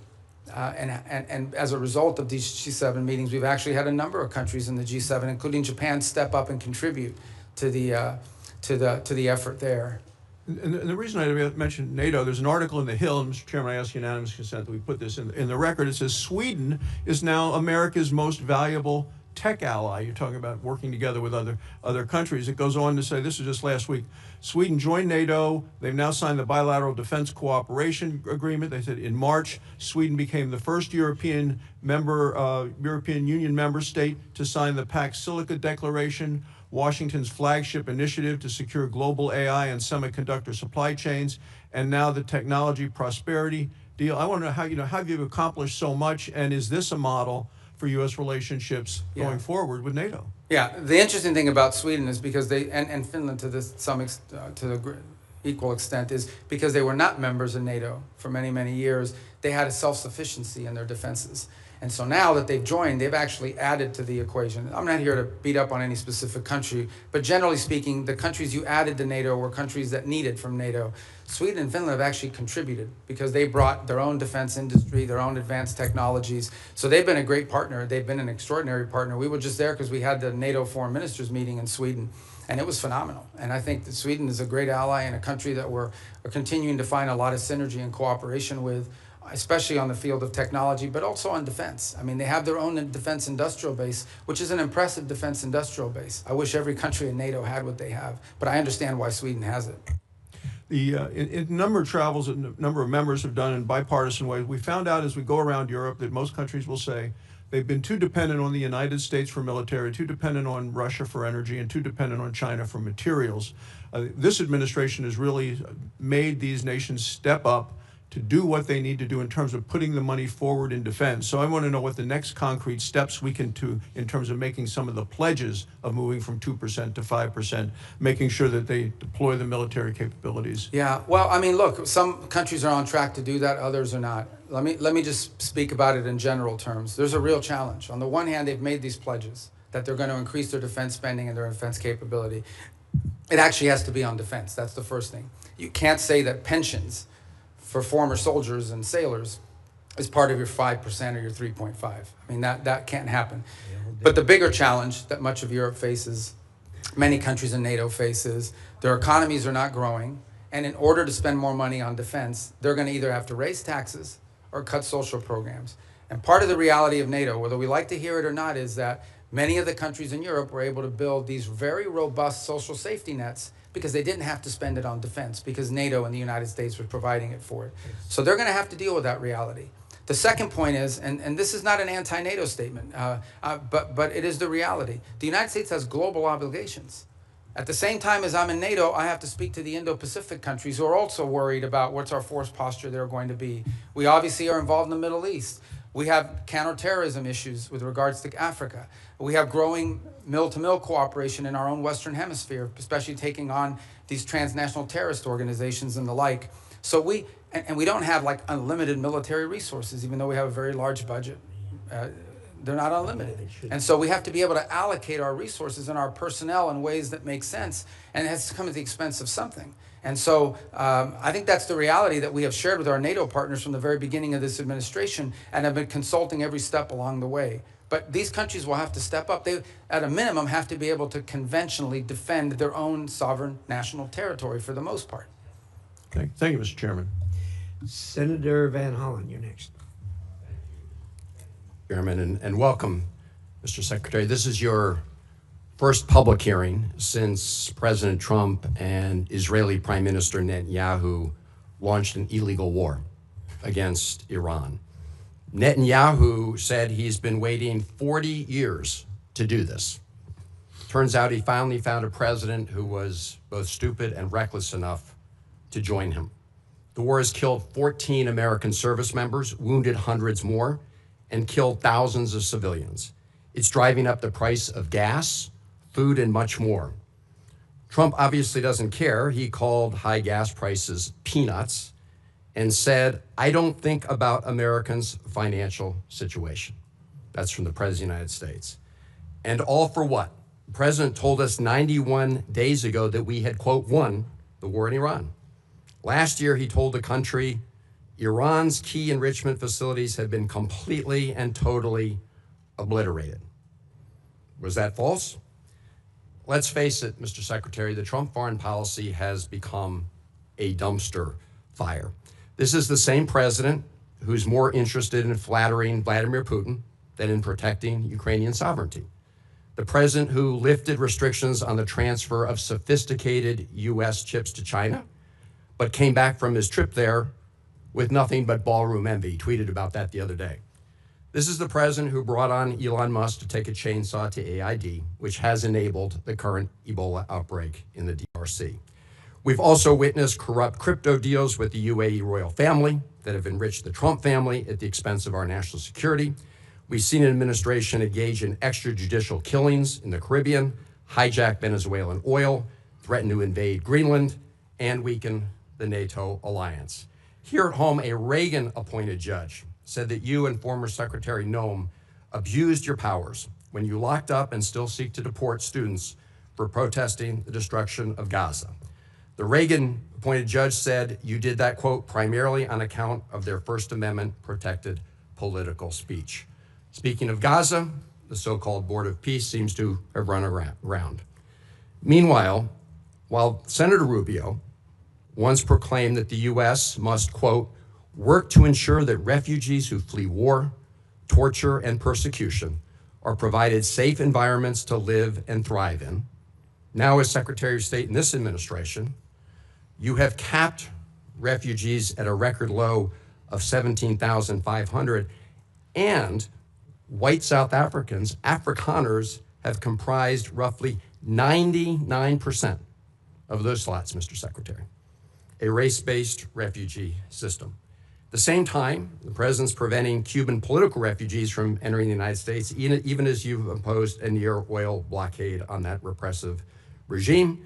The stated goal is to change the government there, but the only real change is humanitarian crisis inflicted on millions of people, not members of the regime. And in that regard, Mr. Secretary, I have a question for you regarding the designation of Cuba as a state sponsor of terrorism. On the very first week, at least, of this administration, the administration reinstated that. And in a recent January 26 EO, you made statements suggesting connections to Hezbollah and Hamas. The previous administration did a thorough review with the intelligence community and concluded that there was no evidence that Cuba was engaged in ongoing state sponsor of terrorism. Did you find new evidence to support that conclusion? Well, first of all, let me just say that's your question, but you made this long statement of which I disagree with most of it. We won't have time to address every point that you made. So let's stick to Cuba specific, because that's the question that you asked. Cuba has sponsored terrorism, and it's been supported groups. For example, virtually every left-wing, radical, violent terrorist group in the Western Hemisphere has at some point relied on support from Cuba. The ELN, the FARC dissidents, including them, have been involved there. We also know, for example, that Cuba continues to host a pretty substantial collection intelligence sites on behalf of the Chinese and the Russians. But you look at the region and you look at all of these leftist Marxist terrorist organizations, all of them, in many cases, got their seed money from the Cubans. If I can move on. I noticed you did not answer my question, because my question specifically related to whether there was new evidence to support that conclusion. I can just tell you— Why would I need new evidence? Because you're claiming that they're a state-sponsored terrorism, suggesting they're ongoingly involved in that. My final question to you, Mr. Secretary, relates to the Al-Aqsa Mosque complex. There have been reports that the United States is working with Israel to take away the Kingdom of Jordan's custodianship over the Al-Aqsa Mosque complex in East Jerusalem. Can you confirm today that there's no— I'm not even aware of those reports. There are reports, so I was hoping you could confirm. Is that like a media report, or? There have been several media reports. Ah, well, you know the media is always accurate. No, they're not, and that's why I'm getting— Yeah, no, I've never even heard So that. if That's you the could first just— time I even hear anybody discuss that. All right, well, I'm glad to hear that, Mr. Secretary. But we have a great relationship with Jordan, you know, and we're very helpful. So I've just never heard that before. You should— I don't know what article you're referring to. Just give it to me. I'll look at it. I'm happy to. Is it a credible website? or? I'm glad to hear you say, Mr. Secretary, there's no truth to it. I've never heard that discussed by Thank you. anybody. You're up next. Oops, I'm sorry. Senator Deans was here earlier. I apologize, Senator. Senator Deans. Chairman, thank you. Ranking Member Shaheen, good to see you as well. One of the underreported successes for your diplomacy and this administration is what's happened to the peace agreement, a landmark agreement between Armenia and Azerbaijan. I know, Mr. Secretary, you just were in the region most recently. a major step forward for a region long beset by conflict, nearly 40 years of a hot war. And through your leadership and President Trump's leadership, you've brought true peace to an area of the world sandwiched in between Russia and Iran. It was creative thinking that led to the establishment of the Trump Route for International Peace and Prosperity as a solution to some of the stickier issues in that negotiation. The program promises to be a boon, not only for Armenia and Azerbaijan, but also many neighboring countries. As Brzezinski once said, talking on the global chessboard, his book, that Central Asia is the wine bottle and Azerbaijan's the cork. You uncork the wine bottle, suddenly you've got oil and gas and critical minerals flowing back towards the West instead of to Russia, to China, and to Iran. Mr. Secretary, can you tell us a little bit about how you plan to implement the TRIP framework agreements and deliver major economic benefit to both the United States in a very historically troubled region? Thanks. Actually, as you said, I was there last week. Was it Tuesday, maybe? We signed the TRIP agreement between the U.S. and Armenia, and this is, you described it as a corridor, which I know it's the anchor of a peace agreement with Armenia and Azerbaijan, and that's critical, but it's much more than just the anchor of a peace agreement. It really has the opportunity to revolutionize Armenia's strategic location and become a central hub for trade in the region. It solves the issue of access that Azerbaijan cared about, and it was an irritant in their relationship, but it does much more than that. It has the ability to transform the Armenian economy in a very powerful way. Here's the other thing that it's done. You know, for a long period of time, our relations with Armenia were quite stagnant, and in many cases, I would argue, almost non-existent. It has also reinvigorated that relationship between our two countries and allow us to explore opportunities in all sorts of other fields. So we're involved in that very heavily now. We literally just signed the agreement, and it will allow us to drive and hopefully incentivize U.S. private sector investment in this corridor to the benefit of American companies and American interests, but also to the benefit of Armenia, Azerbaijan, and other regional countries. I would also argue, by the way, and just to point out, and I don't mean this again, I think this is pretty well understood in the open source reporting, the Russians are less than happy about our engagement there. I think there's evidence that they would like the current president to lose his election as a result of this growing relationship with the United States. To be clear, we're not there to infringe on Armenian sovereignty. We're not asking them not to be friends with other countries. We just want to be able to have a relationship with them that's built not just on peace. Peace is important, but that's just the beginning. It's the economic opportunities that it provides. There are American companies and American workers that will benefit from it, but the Armenian people will be the ultimate beneficiaries of this corridor opening. Just remarkable, and we were there together, in fact, last August at the White House when President Aliyev of Azerbaijan, Prime Minister Pashinyan of Armenia came to sign that agreement with President Trump's leadership. To think a Shiite Muslim country, Azerbaijan, and Armenia, one of the oldest Christian countries in the world, came together to sign a peace agreement was truly a breakthrough. And so it's an underreported story, in my opinion, Mr. Secretary. I think we need to get the story out. This is a critical geopolitical problem that has been definitely remedied by the leadership of this administration. Yeah, I mean, the key, Senator Daines, is going to be execution. Like, you can sign an agreement, you can have the things in place. We now have to make sure we are focused on driving it and ensuring that to the extent American companies can contribute to the infrastructure, to the railway, to the highway, to everything that needs to happen in order for that corridor to open. And then the spin-off effect of it as well. We don't need to dominate it. We're not asking for an American monopoly economic, but we do want our companies to get a fair shake in there. And by the way, partnering with Armenian companies in many cases, so it becomes mutually beneficial. Secretary, before my time runs out, I want to bring up one very important final point. As you well know, I've been spending a lot of time over the past few years working with our friends in Central Asia, across the Caspian there, with the 5 Central Asian countries. Things are progressing well thanks to your engagement and encouragement and President Trump's. And we're seeing a lot of fruit from last year's C5+1 summit that was right here in Washington. That being said, there is still a major hurdle to strengthen our ties. One of the key irritants to our friends in Azerbaijan and in Central Asia is the infamous Jackson-Vanik trade restrictions. These are Soviet-era relic restrictions. In fact, Senator Murphy and I are the co-leads on the repeal. It's long past due that we get this changed. Mr. Secretary, is removing these restrictions a priority for you and your department? And removing them have a significant impact on our relations with Central Asia. Yeah, it's a detriment. We'd like to see it removed, and I think you should talk to the chairman and the ranking member about putting it on the agenda with you guys. They're right there. You can tell them. But It's finance. oh, it's finance. You don't have Finance committee. jurisdiction over that? It is. That's my job. And Mr. Secretary, There- Finance. Well, that's good. That's what I do too. It's not my job. It's and our encouragement from our friends over in the House will be helpful. We'll work with you on that, Mr. Secretary. you should get it Thank you. passed. I mean, Thank you. look, We it need would to be get very done. helpful. Yeah, it would be. Thank you. Absolutely.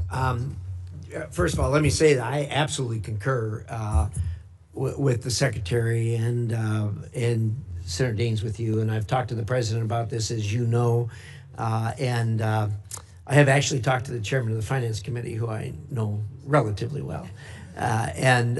We actually have a plan for going forward. And you and I are going to meet on that here very quickly. I'm glad I have friends in high places, Mr. Chairman. Thank you. But no, you're absolutely right on that. It's just in the queue. So, with that, let us go to Senator Coons. Thank you, Mr. Chairman, Ranking Member, Mr. Secretary, National Security Advisor. Good to see you again. I know from our service here together that you agree that China is the greatest national security threat that we face. And one of the key reasons is their repeated threats to take control of Taiwan by force if necessary. And Taiwan, as we both know, is not just some faraway island. It produces 90% of the semiconductor chips critical to everything from F-35s to iPhones. And its geography makes it indispensable, both to global commerce and military power. Do you agree with that? Taiwan?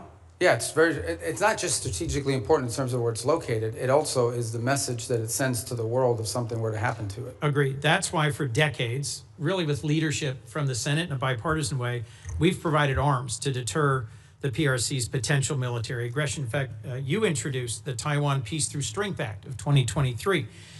In January, Congress pre-approved a $14 billion arms package for Taiwan. It's been 6 months. We haven't received a notification. Have you advised President Trump to proceed with this? Yeah, it's under but I don't know if you were here a moment ago when I discussed. We just did $11 billion in December, which was, I think, the largest sale in history. Certainly, I think it was more than the cumulative amount under the Biden administration. And I recall during 6 years of the Obama administration, there was zero gone to Taiwan. So some way you would argue that we're trying to make up ground. So why hold off on it now? Well, so the other 14 is being reviewed. It's under review. It hasn't been, I think it's been noticed, but it hasn't been reviewed. I mean, it hasn't been approved yet. So it's under review under the White House. Mr. Secretary, my concern is that President Trump has said publicly that arms sales to Taipei are a great negotiating chip with China. And my concern at a time when the PRC has been far more aggressive than they were in previous years, centerline crossing, circumnavigation of Australia, aiding Iran and Russia in their war goals and aims, frankly, literally helping Iranians target U.S. service members. I respect the importance of our having an open negotiation and relationship with the PRC, but in the meetings you were in Beijing, did the president offer to condition arms sales to Taiwan in order to placate Xi Jinping? Well, look, I'm not going to discuss what was the president's words in a meeting, and suffice it to say that, you know, that specific question you just asked, that's not the context in which the president has raised this in the past. When the president says it's a great negotiating thing, what he's really saying is it's because China, as you can imagine, always mentions this. Like, this is a top priority for them. They are constantly talking about Taiwan arms sales, but that in no way is what is holding up our decision-making or the White House's decision-making. It is something the president will have to decide on the timing of when and how that is executed on. It's been approved by Congress. It's been noticed. The money's available. And as I said, we are just coming off the heels of a very large sale in December of last year. So there are a variety of reasons why these things don't happen immediately. Well, I'll just assert, Mr. Secretary, that there is more reason than ever for the administration with congressional support to continue providing robust military capacity to Taiwan, given that the PRC is more and more regionally aggressive. You also introduced and passed legislation in 23 prohibiting any president from unilaterally withdrawing from NATO. I assume this was because you recognize that our alliances are a key advantage against Russia, against China, against other adversaries. Do you still consider Article 5 an unconditional commitment? Yeah, so let me address that holistically, if it's okay, because I think we have time to do it. First of all, you're right. I have, throughout my entire career in the Senate, and through much of my time now in this administration, been a supporter of NATO. I see its utility.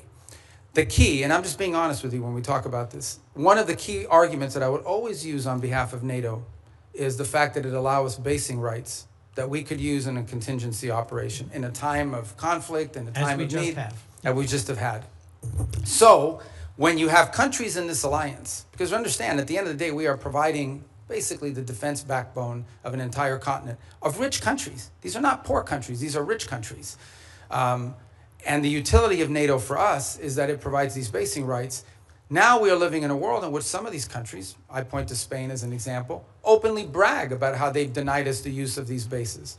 And so if the core rationale for us being in NATO, if what we get out of NATO is the ability to use bases, and then we have members of that alliance that are basically denying the use of those bases in a contingency, well, it calls them to question the entire thing. Forgive me, I have one more question I want to make sure we get to. Is it not true that some of the challenges in our NATO relations have only come after President Trump threatened to seize territory from a trusted and reliable and contributing partner? Fair. Yeah, I don't think that's fair. I think he publicly said both. I know, but I don't use tariffs to coerce Denmark into giving up Greenland. Yeah, but just to tell you, look, if you go back and study the history of it, NATO tensions and debates within U.S. or whether we should be in NATO. In the 1970s, it was the reverse. It was the administration trying to stay in NATO and Congress trying to get us out. Yes. I happened to see a speech, they were playing it after he passed away on C-SPAN, Jesse Jackson at the 1988 Democratic Convention calling for the United States to get out of NATO. I was there. Debates over NATO, you were at that? As was Joe Biden. Oh. Joe Biden didn't support that position then, and I don't support that position now. But my point is that these debates about NATO have been ongoing for a long time.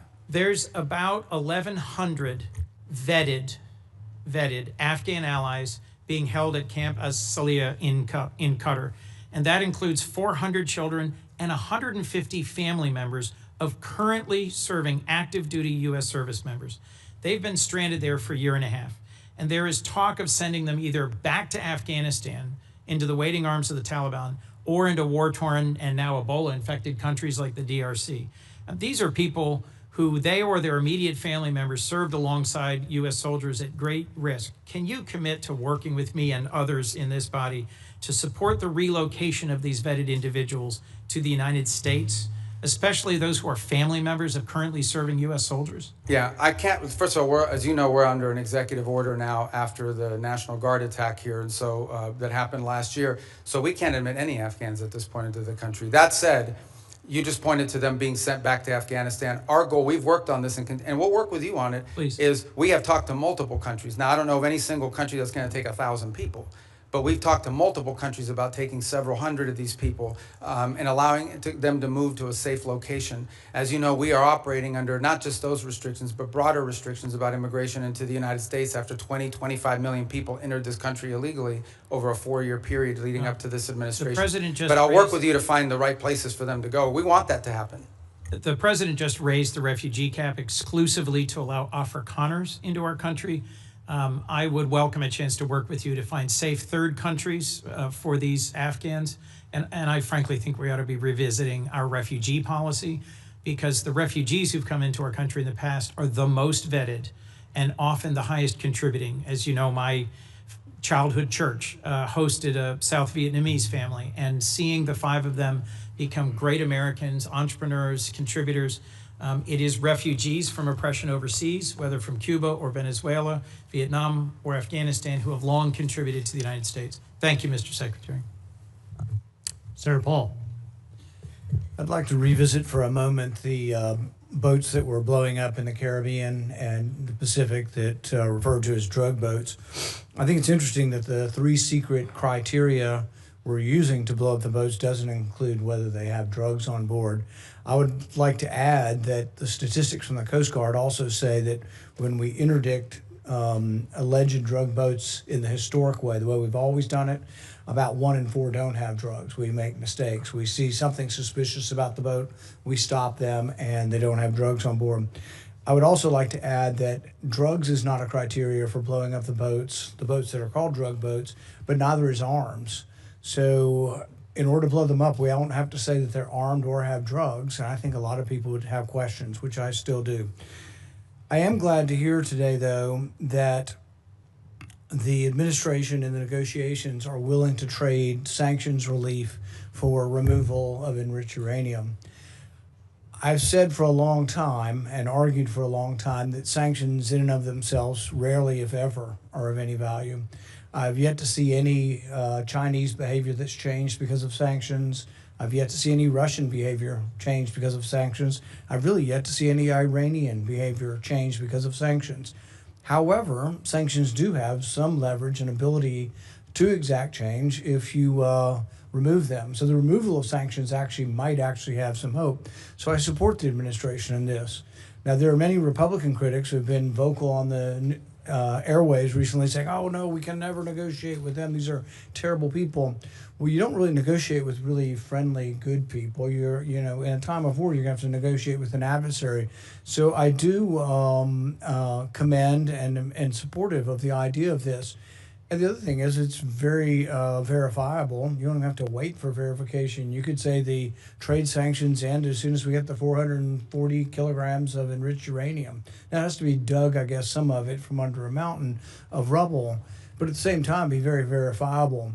But what I would argue and what I would advise is that you really, why not offer everything? Offer all of the relief of virtually all of the sanctions if you get it. Now, you can wait if that's what you want, is the enriched uranium out and a promise. Now, the rabid hawks will argue, well, we're not going to negotiate with terrorists. We're not going to negotiate with bad people. Then they'll continue to have enriched uranium, and they'll continue to enrich uranium. So I do think that the argument that there hasn't been a military solution to this is largely proven by the fact that even though we've militarily obliterated their military, all of that is true. It's as Fred Ickley wrote in Every War Must End, that military victory doesn't always translate or lead to political resolution or to things that you want done. What we really want done is no more enriched uranium, and you don't enrich uranium, you give up on these hopes. But I would say that as we are looking at trading sanctions, you say there's some you can do on your own, there's some that are congressional. I would be bringing in the leaders in the Congress who can give up on these sanctions and hopefully try to get their voice saying yes, if they will give up. Because if you give up a few piddling ones that that won't change things, that the White House has the ability to do, and you still have all these congressional sanctions. If you're on the other side of that equation, you might say, we're not giving up the one thing we think is leverage, the enriched uranium, for maybe a little bit of sanctions relief. So I would say really go all in on it, because it would be verifiable. You don't have to wait and prove it. You would have to prove in the future whether they're enriching. But I think that is a good step forward. But it's also important for people to have a discussion of what diplomacy is, and that diplomacy doesn't always have a bad name. And frankly, I'm glad to hear that the administration is negotiating, and I wish you luck. And I'd love to hear your response in general. Well, first of all, the president's made clear the priority is Iran can never have a nuclear weapon. And what do they need to have a nuclear weapon? They need a couple things. They need the ability to enrich. That has been substantially destroyed, but could always be rebuilt over time. And the second is the ability, and highly enriched uranium, that's 60%, that could quickly be enriched to 90% weapons grade. The second point you make is about sanctions. So that's the goal here. And the sanctions, first of all, there's a combination of sanctions. There's sanctions that block direct sort of activities that generate revenue.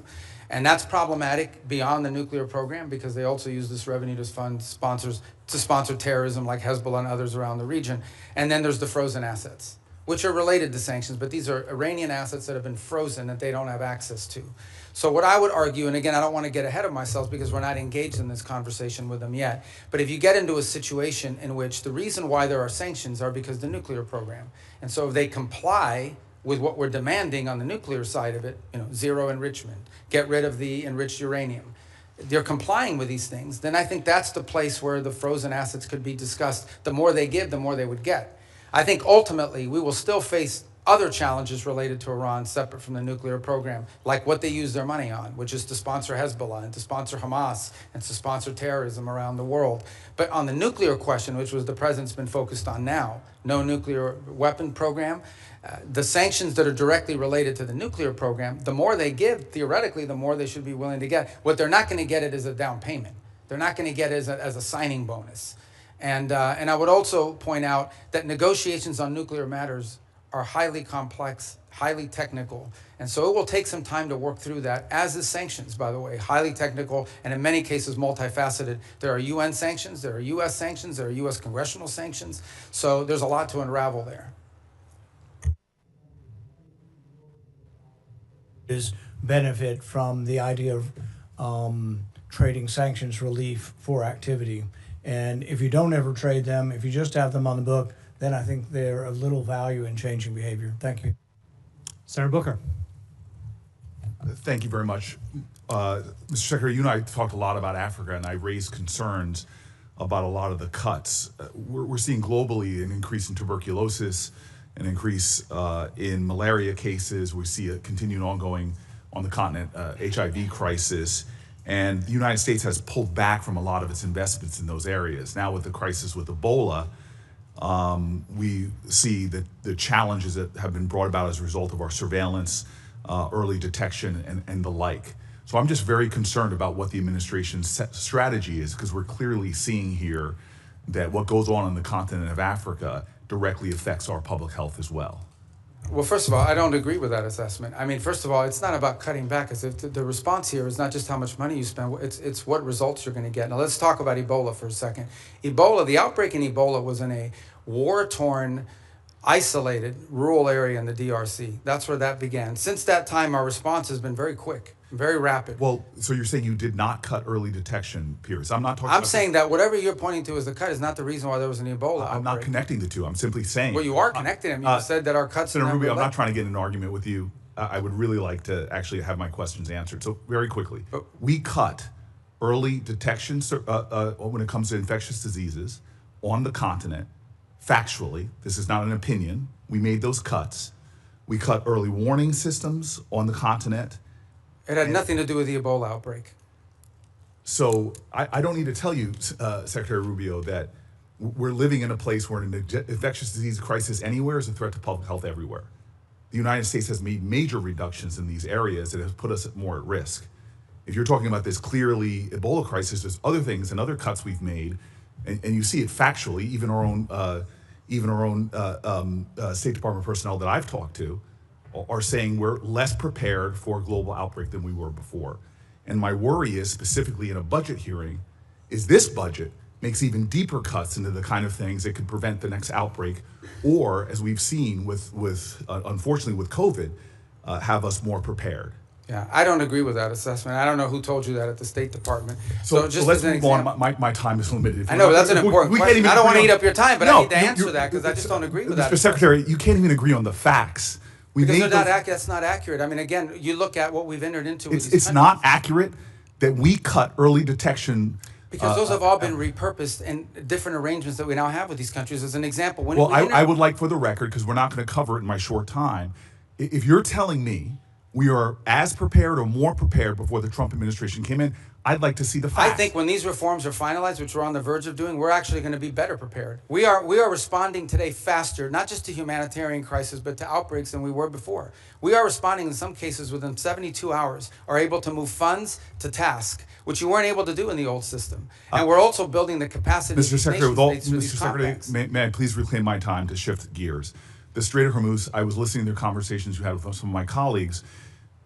We've now seen the Strait closed for months, and you explained that we're going to see an opening of the Strait, and ultimately the exchange we will get for that is, after that fact, we will release certain sanctions. Is that correct? No, that's not what I said. What I said was that if they open the Straits, we will lift our blockade. The Straits and the blockade are what are interrelated. And so for the nuclear program, in exchange for getting rid of the fissile material out of country, I imagine, is what the highly enriched uranium, we would release sanctions. Is that correct? Well, it's not just that. It's also their enrichment activity. They would have to, they would have to make very severe and significant concessions on what they intend to enrich in the future. And already with the March relaxing of sanctions, allowing Iranians to sell oil to the Chinese, estimates have been between $10 and $50 billion they got from that relaxing of sanctions. How much money might we see in a deal in our relaxings of sanctions in order to get rid of the highly enriched uranium and stop their enrichment? Well, let me just tell you on that portion. The sanctions that were released on Iran were boats on the water. And so that oil was already out in the marketplace. It was sold at market rates, but the sanctions covered, and to the extent we've been able to enforce them, we have the revenues of those sales. So yeah, the Iranian oil was unsanctioned so that it could be sold, but the revenue would have to flow back to blocked accounts, which our sanctions were able to go after. We've also seized, I believe, 6 vessels in the Indo-Pacific that involved Iranian sanctioned oil on top of it. So that wasn't necessarily a trade. They didn't get $50 billion directly as a result of. They might have gotten some of it. They certainly didn't get the majority of it. They are now losing hundreds of millions of dollars a day in revenue because of the blockade. And the blockade exists because of what they're doing in the Straits. Right, and I guess the conclusion I have, and my time's expired, is that the Strait of Hormuz was open before this unjustified war. We're now scrambling to try to find a way to get it back opened again. Not only is it causing economic havoc to our country and to residents all around this nation, families trying to make ends meet, but you see on top of that, the Iranians finding ways to leverage that, as we allowed them to do with the Chinese for tens of billions of dollars. And so my point is, before we even get to a nuclear negotiation, this regime is getting money to rebuild, purchase more drones, cause more havoc.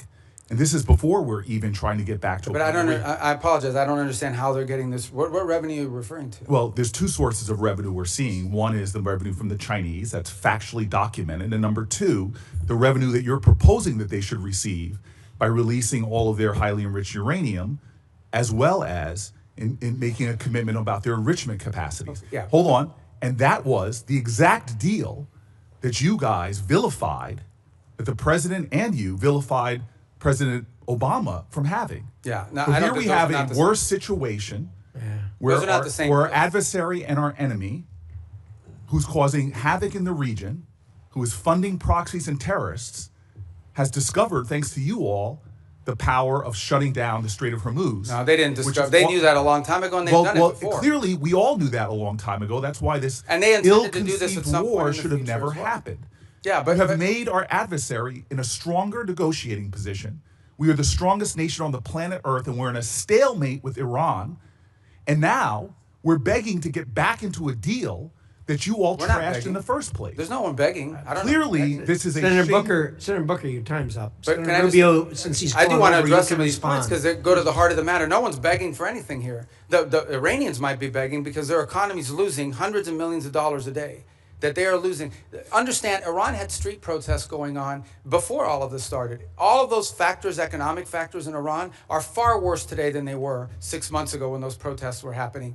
They have hyperinflation. Their currency's completely devalued. They're struggling to make payroll for their government workers. Iran is in a very serious situation. And if it was up to the political class there, and I understand everybody there is sort of radical in some way, but if it was up to the people that actually like go to elections and wear the suits and you see on TV, they'd probably make a deal tomorrow. It's the issue they're facing is that the supreme leader and the IRGC Corps are a little bit more immune from those pressures until they can be convinced otherwise. And I think that's the direction that they're moving in, because the reality, I don't know where you're getting this perception that Iran is stronger. Iran has no navy left. They've lost a substantial percentage of their defense industrial base.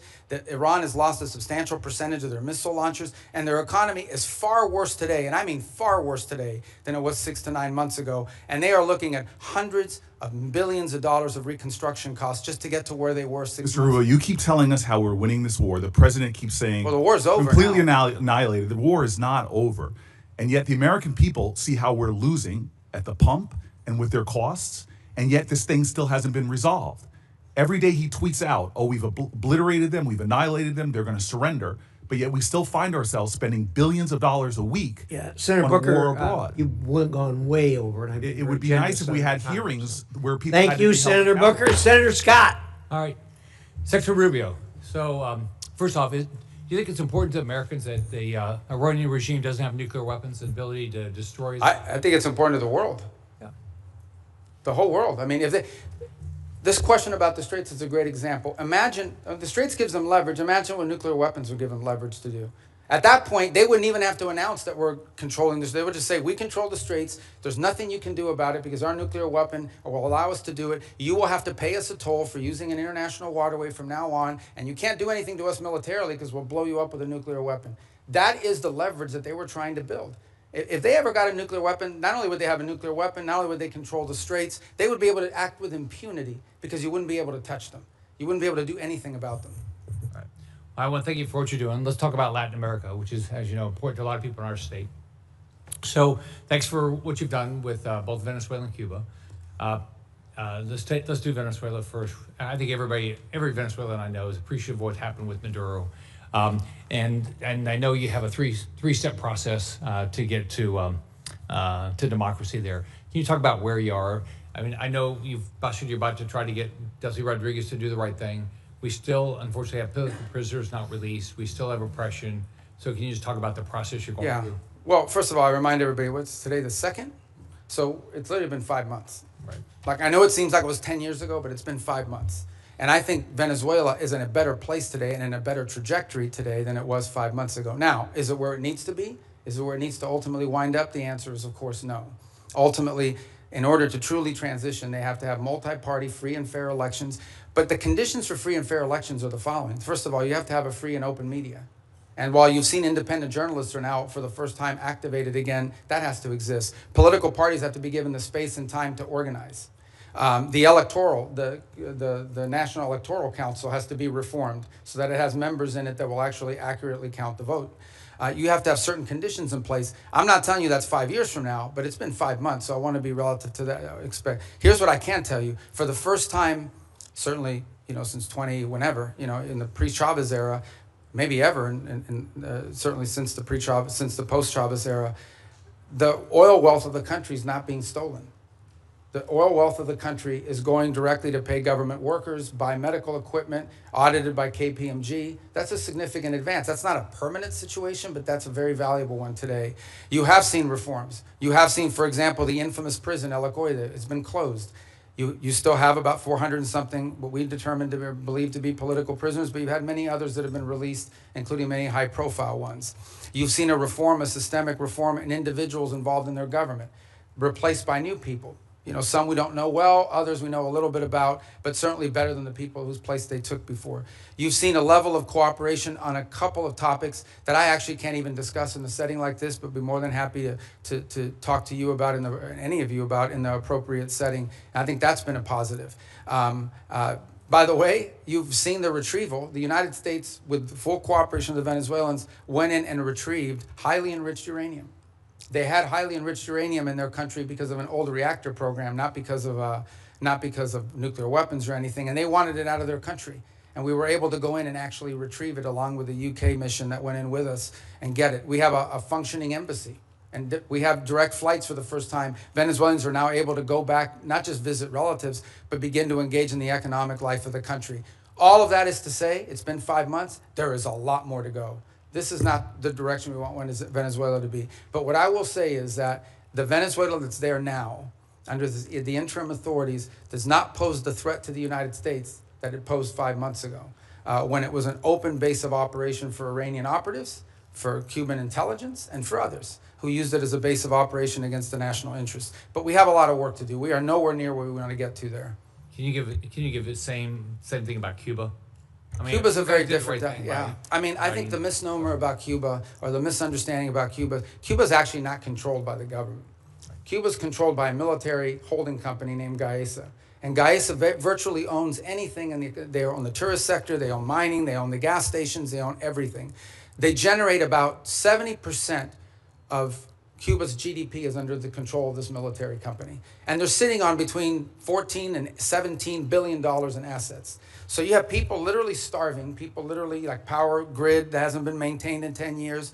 And yet you have this holding military company sitting on these assets. And by the way, not a penny of the money in the military holding company translates over to the public treasury. So the fundamental challenge we have here is that Cuba needs to be, in order for it not to continue to be a failed state, which poses a threat to the United States, they need systemic and serious reform. They need to have economic reforms. And the question is, can they possibly reform, given the people who are currently in charge, both of Gaesa and of their government? And I think the answer is they can. I really don't believe this system is capable of reform unless new people take over or a new mindset takes hold.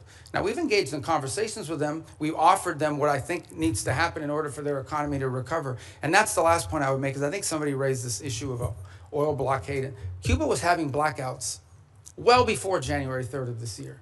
They were having blackouts for years. And they were having blackouts for two reasons. Number one, No one will give you free oil except Maduro. That's what's changed here. What's changed here is they're no longer getting free oil from Venezuela. And number two, the main reason why they have energy blackouts is because they didn't invest a single dollar back into their plants, back into improving their plants. And they could have bought this equipment from any company in the world, but they didn't invest in it. Instead, they invested it to build tourist hotels that now sit empty because there's no tourism into Cuba. So Cuba's a little bit more complicated than Venezuela, but it's a mess. Thanks for what you're doing. Thank you, Mr. Chairman. Secretary Rubio, I trust you're familiar with then CENTCOM Commander and future Secretary of Defense Jim Mathis's famous quote about the importance of funding our foreign policy apparatus. In 2013, in response to a question from the now chairman of SASC, General Mattis pointed out that if you don't find, and I quote him, if you don't fund the State Department fully, then I need to buy more ammunition ultimately, end quote. Unfortunately, despite his service in the first Trump administration, the second time around, you seem to have taken the message as a blueprint rather than as a warning. The budget that you're presenting today cuts the State Department by about a third, after you previously tried to enact steep cuts and eliminations last year, many of which were already rebuked by Congress on a bipartisan basis. Time and again, this administration uses our military as a first tool of choice, manufacturing new crises and new conflicts that worsen the situation for folks abroad as well as for American people back here at home. And now you're here to justify a budget request that further undermines our diplomatic apparatus, the tools and professionals that are critical for not only preventing crises before they begin, but those who will be responsible for negotiating our way out of Trump's war of choice in Iran and whatever other nightmares he dreams up with. So based on how this administration has conducted itself over the last year, our adversaries are learning that the United States is not a reliable negotiator. They're learning that we will quickly turn to using force before working to alleviate crisis points and prevent war.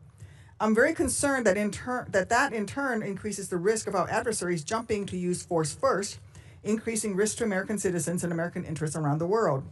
We saw that instinct for the military option in the Caribbean and in Venezuela. And now we're seeing threats of it in Cuba while we're still engaged in the Middle East, where President Trump is blowing a shocking amount of money and failing to uphold his solemn duty to put our service members at risk only for the most serious and imminent national security threats to American people.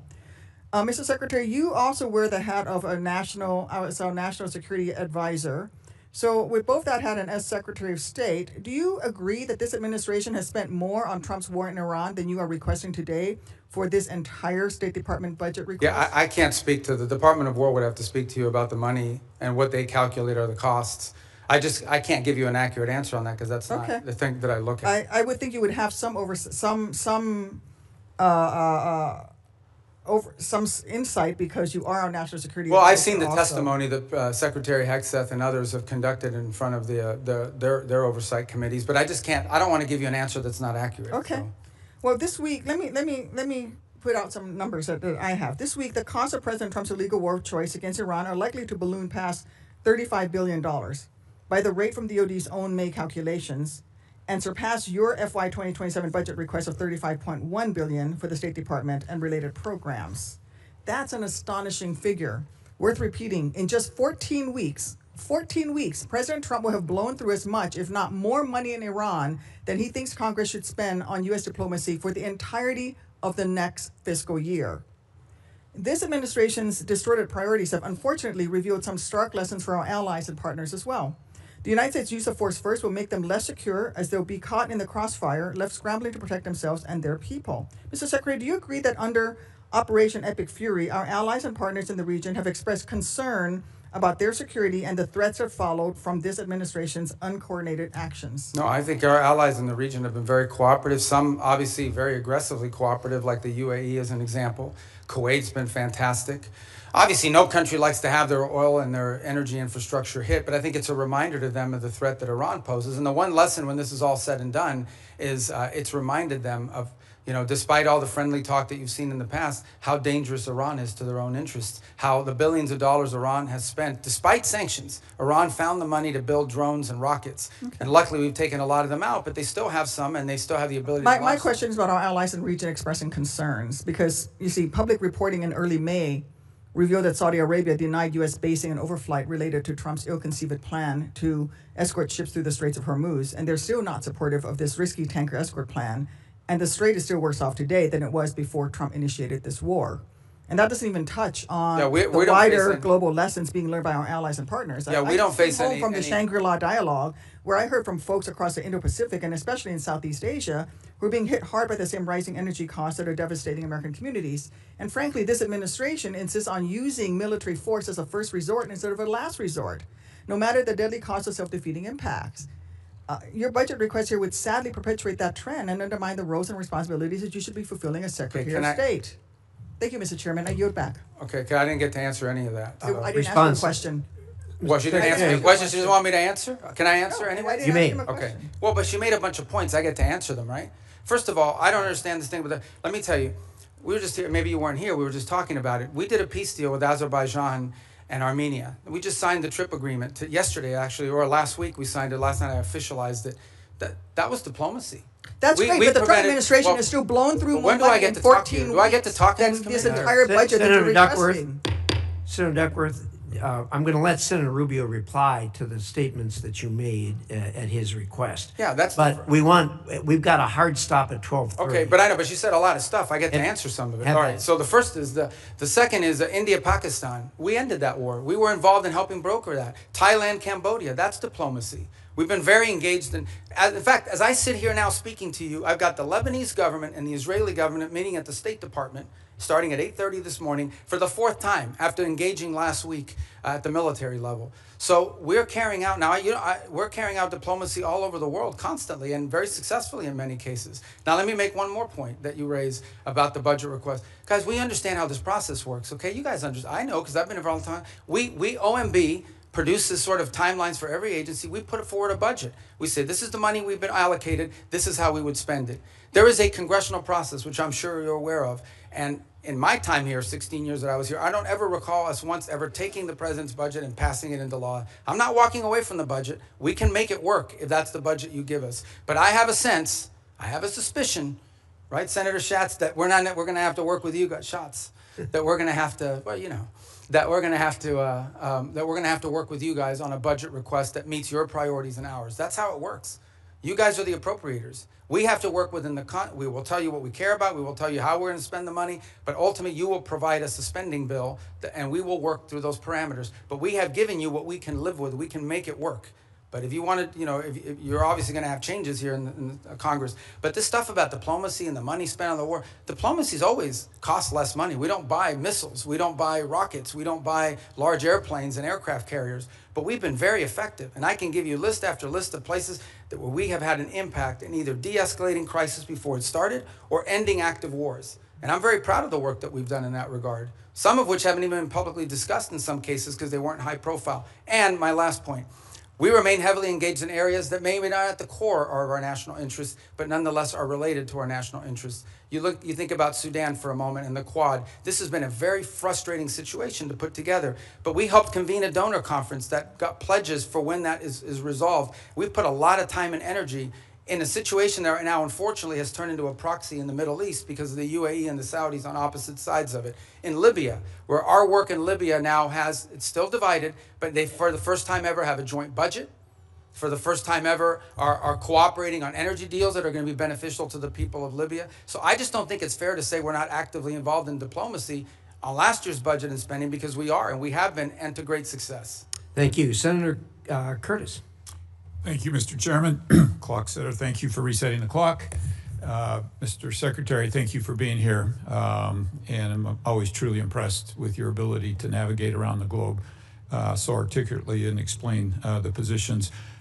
Like you previously, I chair the Western Hemisphere Subcommittee. One of the focuses that I've had is on Taiwan and Taiwan's relationship in the Western Hemisphere. We actually had our first subcommittee hearing on Taiwan's allies in the Western Hemisphere. And as you well know, Honduras switched diplomatic recognition away from Taiwan in 2023 in exchange for a lot of promises from China. No surprise, those promises have not been fulfilled. And the current president, during his campaign, talked about returning back to Taiwan and restoring that relationship with Taiwan. In your budget, you have $245 million for the Countering PRC Influence Fund. And I'd like to note Senator Van Hollen and I have a bill that would actually carve off a portion of that specifically for Taiwan and countering the PRC influence there. So I guess my question is, what can the U.S. do potentially with that fund, countering PRC influence fund, for Taiwan, particularly as it relates to Honduras, kickstarting that relationship, developing joint set of economic priorities for Taiwan in the Western Hemisphere, anything else we can use that fund for? Well, first of all, the reason why these countries switched recognition primarily was because the Chinese would go in and they would say, if you switch recognition, we are going to provide you this loan, and in some cases worse than loans. Maybe there was even cases of bribery and things of this nature, but we're going to provide you a free this and a free that. We're going to build an auditorium for you. We're going to build a bridge. We're going to build a port. And they haven't kept many of those promises. So I think the first thing is to just point to the fact that, bait and switch. Yeah, in many cases, these things are not provided. The other angle of it is if it's loans, they create these debt traps, which is an argument we make all over the world, but particularly in the hemisphere. But the broader goal of this fund is not just simply Taiwan related, although that's the reason why that's an action they took as a result of this leverage that was established on them. But more broader, in many cases, these countries are trying to develop their telecommunications system. They're trying to build roads. They're trying to develop whatever it may be. And frankly, the only companies that show up are the Chinese companies. And they show up with lower cost, a financing mechanism, et cetera, et cetera. Now, there's a track record of not completing these projects. There's a track record of flooding the country with Chinese workers that come and do the work. So I think part of this fund is designed to create alternatives to that, to give these countries alternatives to the Chinese or other foreign malign influence that might be occurring in their country. Part of that is attracting U.S. commercial ventures to do it, but part of it is providing the resources so these countries can go out and do this without being subject to or vulnerable to this sort of leverage tactic that's used against them. Thank you. Let me switch to China for just a minute. Your budget notes the merging of the Foreign Service Institute, where a lot of the state language training takes place, with the Human Resource Bureau. And I'm hoping that can improve the language capacity. But here in the Senate, I've picked up the Uyghur Policy Act, which you led when you were here. Part of the bill that I'm especially supportive of is the provision that's supporting the Uyghur language training for Forest Service officers is not only important but required, and that we have Foreign Service officers in Asia and China that can speak that language. I think it's absolutely vital that our diplomats be able to understand the people in their own language as to the abuses that are going on there. Given your previous experience on this bill and the department's focus on the CCP's repression, do you still support this provision, and can you just speak to how important this is? Yeah, well, I think obviously the Uyghur language is not a widespread language around the world, but it's incredibly valuable in an important part of the world. And so I think we want to see a language proficiency. That's generally been a challenge writ large over a period of time. And one of the goals of the consolidation is to be able to drive language school more effectively, more quickly to foreign service officers before they're deployed. Obviously, proficiency in certain languages are very difficult. They take longer periods. Some languages are harder to learn than others, especially if the base of the language is, like, just to give an example, it's easy to learn Italian if you speak Spanish. It's much harder to learn Mandarin, and or the Uyghur language for that matter. So, but language is a priority for us. And it's one that, by the way, in our recruitment tools, is one of the things we also look for is whether potential candidates already bring an existing second or third language, which is a huge benefit. Yes, and just very quickly, do you want to clarify, use this opportunity? The president had a tweet about speaking with Hezbollah yesterday. Do you want to clarify for people what happened and anything that you'd like? Well, we received communications via the Lebanese government and the speaker over there on behalf of Hezbollah as early as Sunday about that they would restrain from attacking Israeli territory if Israel did not take new strikes in Beirut. And so it came from Hezbollah, but through Lebanese authorities. I think that clarification is important. Thank you for being here today. I yield. Thank you. Senator Rosen. Thank you, Chairman Risch, Ranking Member Shaheen. Thank you, Secretary Rubio, for being here. Secretary Rubio, I applaud the administration for facilitating a ceasefire last year between Israel and Gaza that will keep Israel safe and from further Hamas attacks and end the suffering of Palestinian civilians. But I have serious questions about transparency about the funding for the so-called Board of Peace in light of recent reporting that suggests donor funds have been deposited into a private J.P. Morgan account with no independent transparency mechanisms in place.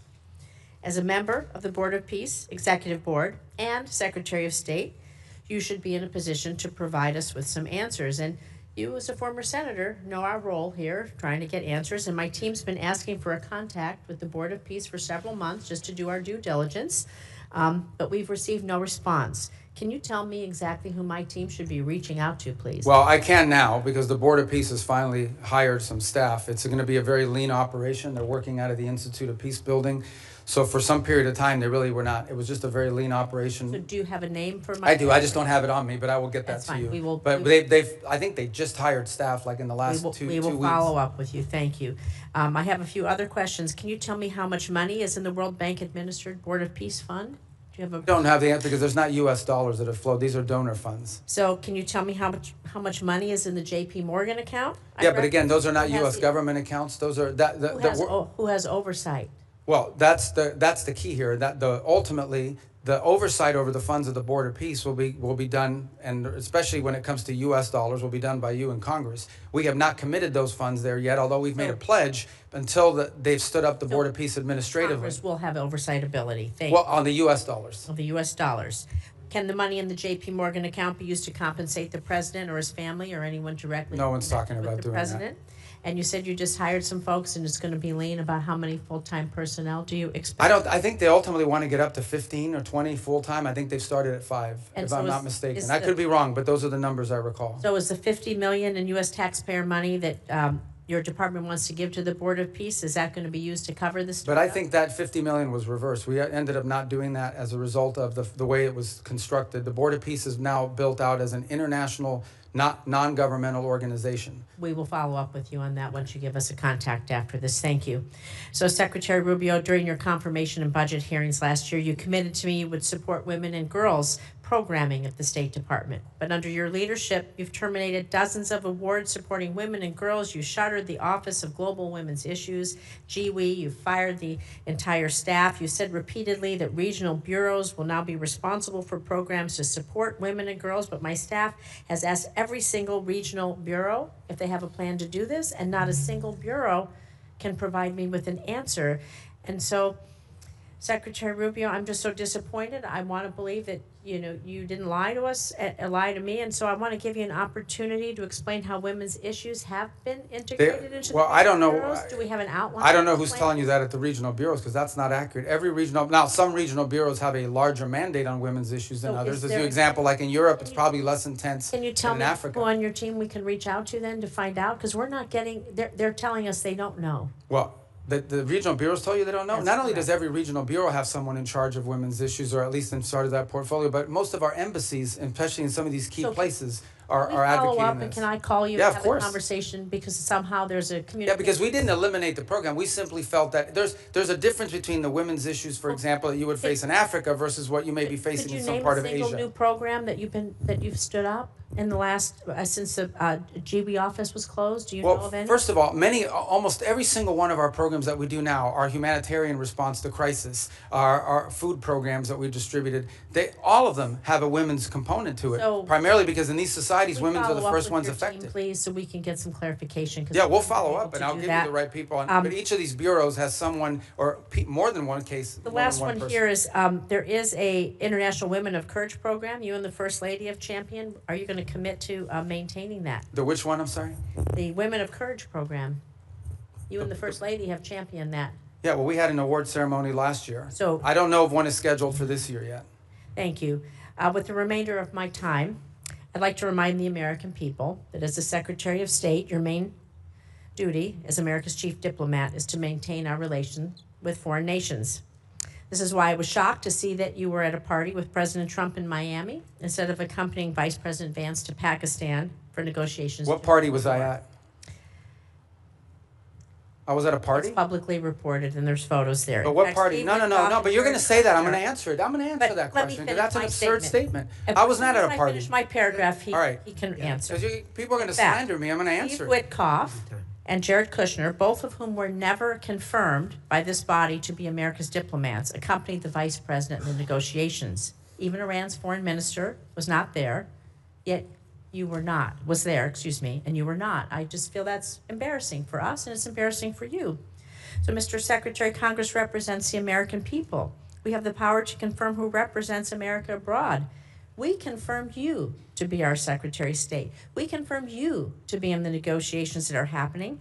And it's just unthinkable to me that you are missing high-stakes negotiations or that you're not involved. It's sad. Senator Rosen, your time's up. Yield back. But So let me Senator Secretary Rubio, You're should have the 100% opportunity to inaccurate reply. and 100% wrong. Here's why. Number one, the Vice President of the United States was there, and he wasn't confirmed by us, and he was elected by the American people. Okay? He is the second in line of the presidency of the United States. He was president. Mr. Witkoff is the president's envoy for negotiation for peace deals. Mr. Kushner is a private citizen that serves as an advisor on these functions. They were the team that we sent to Pakistan. I was not at a party. Where I was is next to the president. Because in the midst of those negotiations, I was in communications with them. And in fact, I think there is media reporting from that evening on how on multiple occasions I went into a back room, I came back out and spoke to the president and was constantly updating him. On that evening, I spoke to Mr. Kushner and our negotiating team and Mr. Witkoff on at least 6 occasions, including twice on a secure line from the phone they had access to over there. So you don't know what you're talking about. You're just Senator making Rosen, stuff up. he has the floor. I know your please. staff wrote up this cute statement for your TikTok video, but it's not true and it's not real. That's not what happened. Okay, I'm the National Security Advisor and Secretary of State. I was co-located with the President in the midst of a high-stakes negotiation so that I could immediately inform him about events occurring halfway around the world. I was where I needed to be at that moment because we had a very capable team on the ground in Pakistan, led by the Vice President of the United States. Thank you. Senator Cornyn. Secretary Rubio, I've heard some of my colleagues here on this committee suggest that the U.S. started a war with the Iranian regime 92 days ago. I happen to believe that the Iranian regime started a war against the West and Israel and has been at war with us since 1979. What's your view? Well, if you go back to 1979 and the taking hostages and build it out from there, I don't know the numbers, if we could even add them up. It's incalculable. Thousands of people around the world, including many Americans, have been killed because of direct Iranian action. All the IEDs, those roadside bombs that maimed and killed our soldiers, were all the mastermind work of the IRGC for decades. The IRGC sponsors terrorist attacks all over the planet. In fact, they were involved, for example, in the bombing of a Jewish center in Argentina in 1993 or 1994. They're consistently, we have people convicted in the United States of America, and one was arrested yesterday, Iranian agents plotting the assassination of American political leaders, including the President of the United States. They've been waging nonstop, not to mention their massive sponsorship of Hamas, of Hezbollah, and all the activities those groups have undertaken. So you're absolutely right that the Iranian system has been waging war on the West. But why is anybody in the United States in specific for over 3 decades, but why is anyone surprised? They openly chant death to America, death to Israel. They openly say Israel's the little Satan, but we're the big Satan. So I think at some point when people say this repeatedly, you believe their rhetoric and their actions back their rhetoric. This is a very dangerous regime. And the notion that they would ever possess nuclear weapons, that people that are willing to conduct those kinds of terrorist acts would ever possess a nuclear weapon is unthinkable, unbearable, and unacceptable. And it's not going to happen under President Trump. So ever since since the Iranian nuclear program started, and they basically blocked the IAEA and others from doing the inspections that would be required in order to monitor their use of enriched uranium. We've had presidents, Democrat and Republican, say that a Iranian nuclear weapon was unacceptable, but it took President Trump to actually do something about it.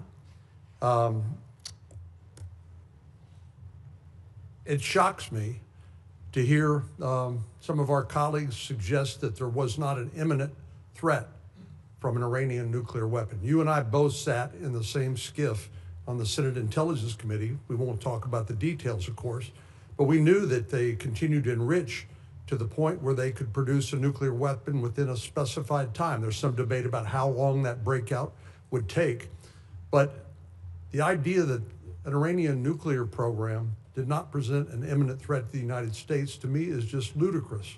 And I think it defies all evidence to the contrary.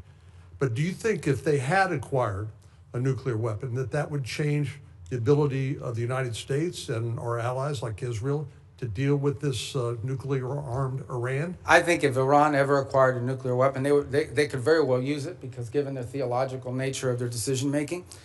But just as problematic is they would have immunity. At that point, your options on what you could do about them would be quite limited, and their ability to hold the world hostage. They'd be like North Korea, for example. They'd be North Korea, but worse. They'd be better funded. They would at that point decide that they own the Straits of Hormuz forever, and everyone has to pay them a toll. And nuclear weapons, you can't do anything about it. They would be able to act with impunity. They would sponsor Hezbollah. They would sponsor they would hyper scale their efforts of global terrorism and completely try to drive us out of the region and ultimately destroy the state of Israel. That's what their goal would be, and you wouldn't be able to do anything about it because they have a nuclear weapon and would threaten to blow people up if you tried to move against them. Notwithstanding the importance of denying Iran a nuclear weapon, I do applaud the president's attempt to try to use some diplomacy here in order to deny them access to the enriched uranium and their other weapons that they use against Israel and the West. But tell me, why do you think anything that the Iranian regime agrees to that they will comply with? What evidence is there that they will agree to anything that they ultimately will stick with? Well, again, and that's why any deal with them you have to enter into it with clearly verifiable steps. So as an example, simply putting something on a piece of paper is not satisfactory. You have to actually commit to doing it, then you have to actually do it. And so that's our view of it. Our view of it is that any concessions that are made, and I don't even call them concessions per se, but any arrangements that are made with Iran have to come after not just they agree to certain things, but they actually do certain things. And let's be clear about this, because I don't think this is talked about enough. If what Iran wants is nuclear energy for their country, there are mechanisms to do it. There are countries all over the world that have nuclear energy, but they don't enrich. They certainly don't enrich the 60%.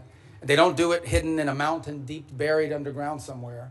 If what they want is nuclear energy, they can have it. There are mechanisms for them. The problem with Iran is not that they want nuclear energy. The problem with Iran is that everything they do is consistent with the activities of a nation that seeks to develop a nuclear weapons capability. Thank you, Senator. Senator Schatz. Thank you, Chairman. Secretary, thank you for being here. Tomorrow, I'm going to have you in the Appropriations Committee, and we'll walk the list that we talked about a couple of weeks ago on a conference call, so I won't cover that. I want you to sort of answer the China watchers who saw that visit to China and saw that NVIDIA is now going to sell H200s. I understand that's not our highest technology, but it's better than what China has, and that's why people are worried. And that, I mean, it's pretty plain that the president violated one of the 6 assurances. I understand that the ambassador and you and others have sort of followed up to kind of smooth the edges, but I mean, it's pretty clear. He says, we discussed arms sales in great detail. It depends on China. It's a very good negotiating chip for us. So what do you say to China watchers who say they got some pretty good deliverables and we didn't get much? I don't see the trip. There were some deliverables, the purchase of additional Boeing aircraft, which of course is beneficial to the Chinese as well, but helps our company, some of the agricultural concessions. But the trip was largely, for the most part, about the fact that the 2 largest, most powerful countries in the world have to have direct interaction with one another. And this was an opportunity to do it. He will reciprocate by visiting the United States later next year. Separate from that, and I don't know if you were here at the outset in my opening statement, or maybe it was in response to one of the questions, I think 2 things are clear. Number one is that we're entering into a period of strategic stability that I think serves the interests of both countries, because the last thing we want is a largely destabilizing event in the Indo-Pacific. But the second is that there are clear differences of priorities. There are clear irritants in that relationship that are long-standing and that are going to be long-term. Critical minerals dependencies, things of this nature. So it's one of those relationships that's going to require very deft diplomacy and mature decision-making. Sure, and this is why I like our engagement. Like, that makes sense to me, but it seems to me that if the main objective is to kind of touch gloves and initiate conversations, then why give away any of the things that they're already seeking in exchange for essentially nothing. I mean, you're basically saying it's better to talk than not to. It's better to engage than not to. It's better to be in a period of stability than not. I agree with all that. I just don't understand why we would want to sell them our second best chips, and why we would start to at least complicate the question of our assurances regarding Taiwan. I'm going to move over. We're going to stay in the Asia-Pacific region. The Marshalls, the Philippines, and Tuvalu have declared a national emergency on their energy situation. South Korea says its energy crisis is a war-like situation. You've been around a long time on this committee and now as secretary. It is always the case that something in the Middle East undermines our ability to project power in the Asia-Pacific region. But it's not just a question of opportunity cost and attentional challenges. Now we're talking about our allies in the Asia-Pacific region really taking it on the chin with energy costs because of the Strait of Hormuz. What do we say to them? Just hang in there? Yeah, no, a couple points. It's one of the steps that we've taken and some of the things that we've done around the world, whether it's the release of strategic reserves, whether it's not popular, but, you know, we've got questions about here earlier today, but making available for a limited period of time both Iranian oil on the water, though they don't enjoy the revenue of it, and some of the Russian oil on the water as well.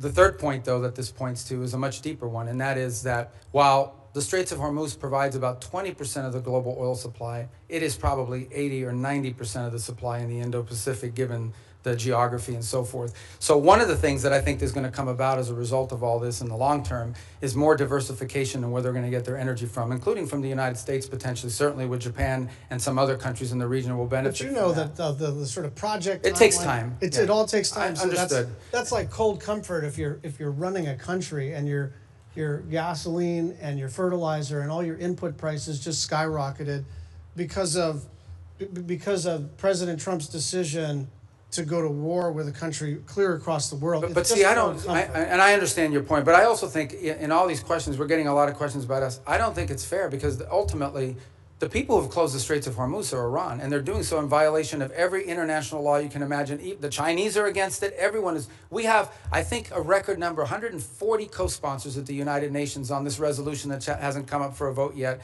to condemn what they're doing and to reopen nobody's the Straits. defending what Iran is doing. I think what we're saying is this was not just predictable, it was predicted.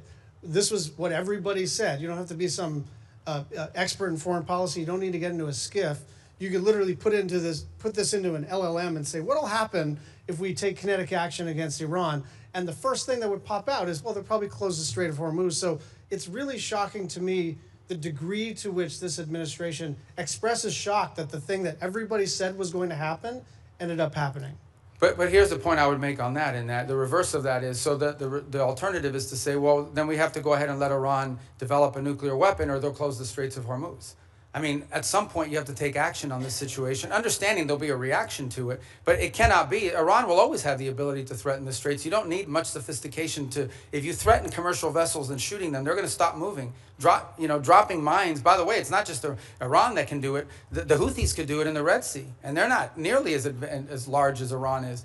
I think this is a more fundamental challenge, and that is, are we now forever limited doing it? Do we just have to let Iran go ahead and develop a nuclear weapon because of their threat to close the Straits of Hormuz? That's an untenable situation. Secretary Rubio, thank you. But I'll see him tomorrow, so don't worry. You didn't. Yeah, okay, that's good. Tomorrow's a probe. I know we're supposed to have a hard stop at 12:30, but no, we'll do it. Senator Cruz has been patient. I hope you'll give us only because it's him. One more bite of the apple. Thank you, Mr. Chairman. I will say, Mr. Secretary, since you left the Senate, I've been obliged to serve Cuban coffee in my meetings because you left me as the only Cuban American left behind. So come by if you want a cafecito. Let me start by saying that President Trump's decision to strike Iran was the most consequential decision of his second term as president. And I want to commend you, I want to commend the president and the entire administration on the extraordinary success we have seen. In less than 40 days, the United States has utterly and completely destroyed the military and nuclear infrastructure that the Iranian regime spent nearly 50 years building. Every day that passes increases American leverage. Iran is weaker, poorer, and more isolated than it's been in decades. The president has laid out 4 red lines for any resolution to this military conflict. Number 1, that there be zero enrichment by Iran. Number 2, that they hand over all of their enriched uranium. Number 3, that they stop funding terrorism worldwide. And number 4, that they open the Strait of Hormuz. I agree with all 4 of those red lines. Do you agree with those red lines, and how achievable do you believe they are in the coming weeks and months? Yeah, you stated the poor positions the president has taken accurately, and the entire administration is supportive of it, because that's what we take our directives from the president, and personally during my time in the Senate, these would be consistent with my thinking. I would only reverse it in the following order. The Straits of Hormuz, it would have to come first, because what they're doing there is unlawful and illegal to begin with. That has to open immediately. And that has to open immediately in exchange, not for anything else other than us lifting the blockade. We have a blockade on Iranian oil leaving. And the reason why we have a blockade on Iranian oil leaving is because they closed the straits. If they open the straits, and by open the straits, understand what we're saying. It's saying you're not going to threaten to shoot at commercial vessels of civilians and create, ecological disaster. That's what they're doing. It's unlawful, it's illegal, it's outrageous. Every country in the world condemns it. If they end that, we lift the blockade. Then we enter into the second phase, which is the nuclear question. On enrichment, they don't need to enrich. If what they want is a nuclear energy program, they can have one without enrichment. And it was somebody the other day, a few questions ago, I forgot who it was, said that what we're working on is similar to JCPOA. It is not. JCPOA would have expired this year, and it allowed them to keep all the enrichment equipment that they needed, and clearly that equipment could get them to 60 and 90% because they've done it to 60%. As a result of it. So it would have to deal with that question. And it would have to deal with the highly enriched uranium that they currently are in possession of. There's no reason to have, the only reason to have 60% enriched uranium is to turn it into 90% enriched uranium and put it into a weapon. So those remain, and on the sponsor of terrorism, absolutely. To the point where I would argue, for example, it's one of the interesting things that's happening, and I know Senator Shaheen has a great interest in Lebanon. It's one of the most ironic situations in the world. The Lebanese government and the Israeli government could do a peace deal tomorrow. Israel has no territorial claims in Lebanon. And Hezbollah is in particular, in fact, Hezbollah has called for the overthrow of the current Lebanese government. The impediment in Lebanon is the fact that Hezbollah has embedded itself into that country and is the reason for all the suffering that's happening there right now and all the suffering that's historically happened. Entirely funded, entirely controlled by Iran. There is no Hezbollah without Iran. There is no Hezbollah without Iran. I mean, there might be a political movement with ideology, but they don't have a bunch of rockets. They don't have a bunch of weapons without Iran. They are a complete, total proxy of Iran, and that's the kind of activity that needs to be... I want to come back to Hezbollah in a moment, just focusing for a second on Iran itself.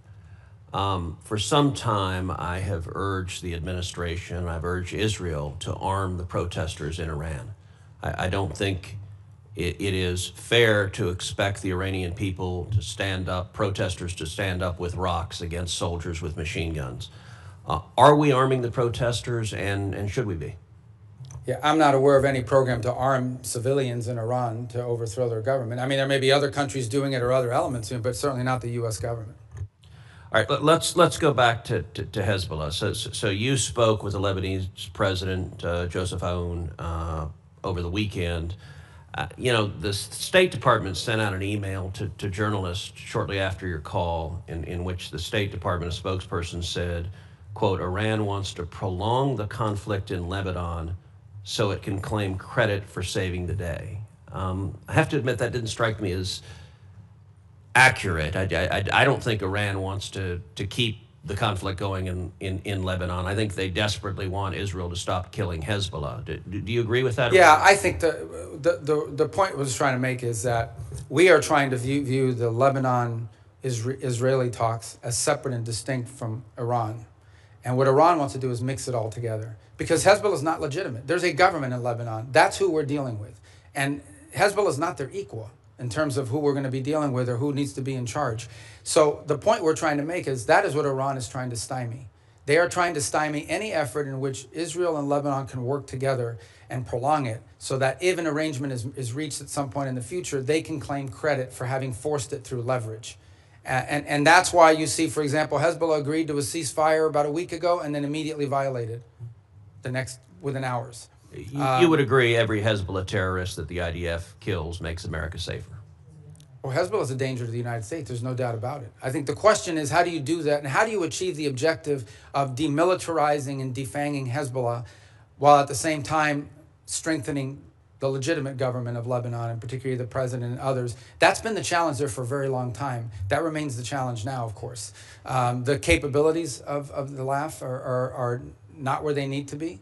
But there are also elements within the LAF that are not who they need to be, because they've facilitated in some cases and cooperate with Hezbollah. So it's a very tricky situation. But I point you back to two things that have happened in the last few months. Number one, the Lebanese government expelled the Iranian ambassador because of Hezbollah. The Iranian ambassador says, I'm not leaving, and you can't make me. Okay, that's number one. The second thing that's happened is just a week ago, Hezbollah openly called, went out and said they openly called for the overthrow of the Lebanese government. So no one here should be under any, Hezbollah is not just an enemy of Israel and an enemy of America. Hezbollah is an enemy of Lebanon and of the Lebanese people. Thank you. Thank you. Thank you, Senator Cruz. Senator Rubio, you've been very generous with your time. We appreciate that. For the information of the members, the record will remain open until the close of business tomorrow, June 3rd. With that, the committee is adjourned.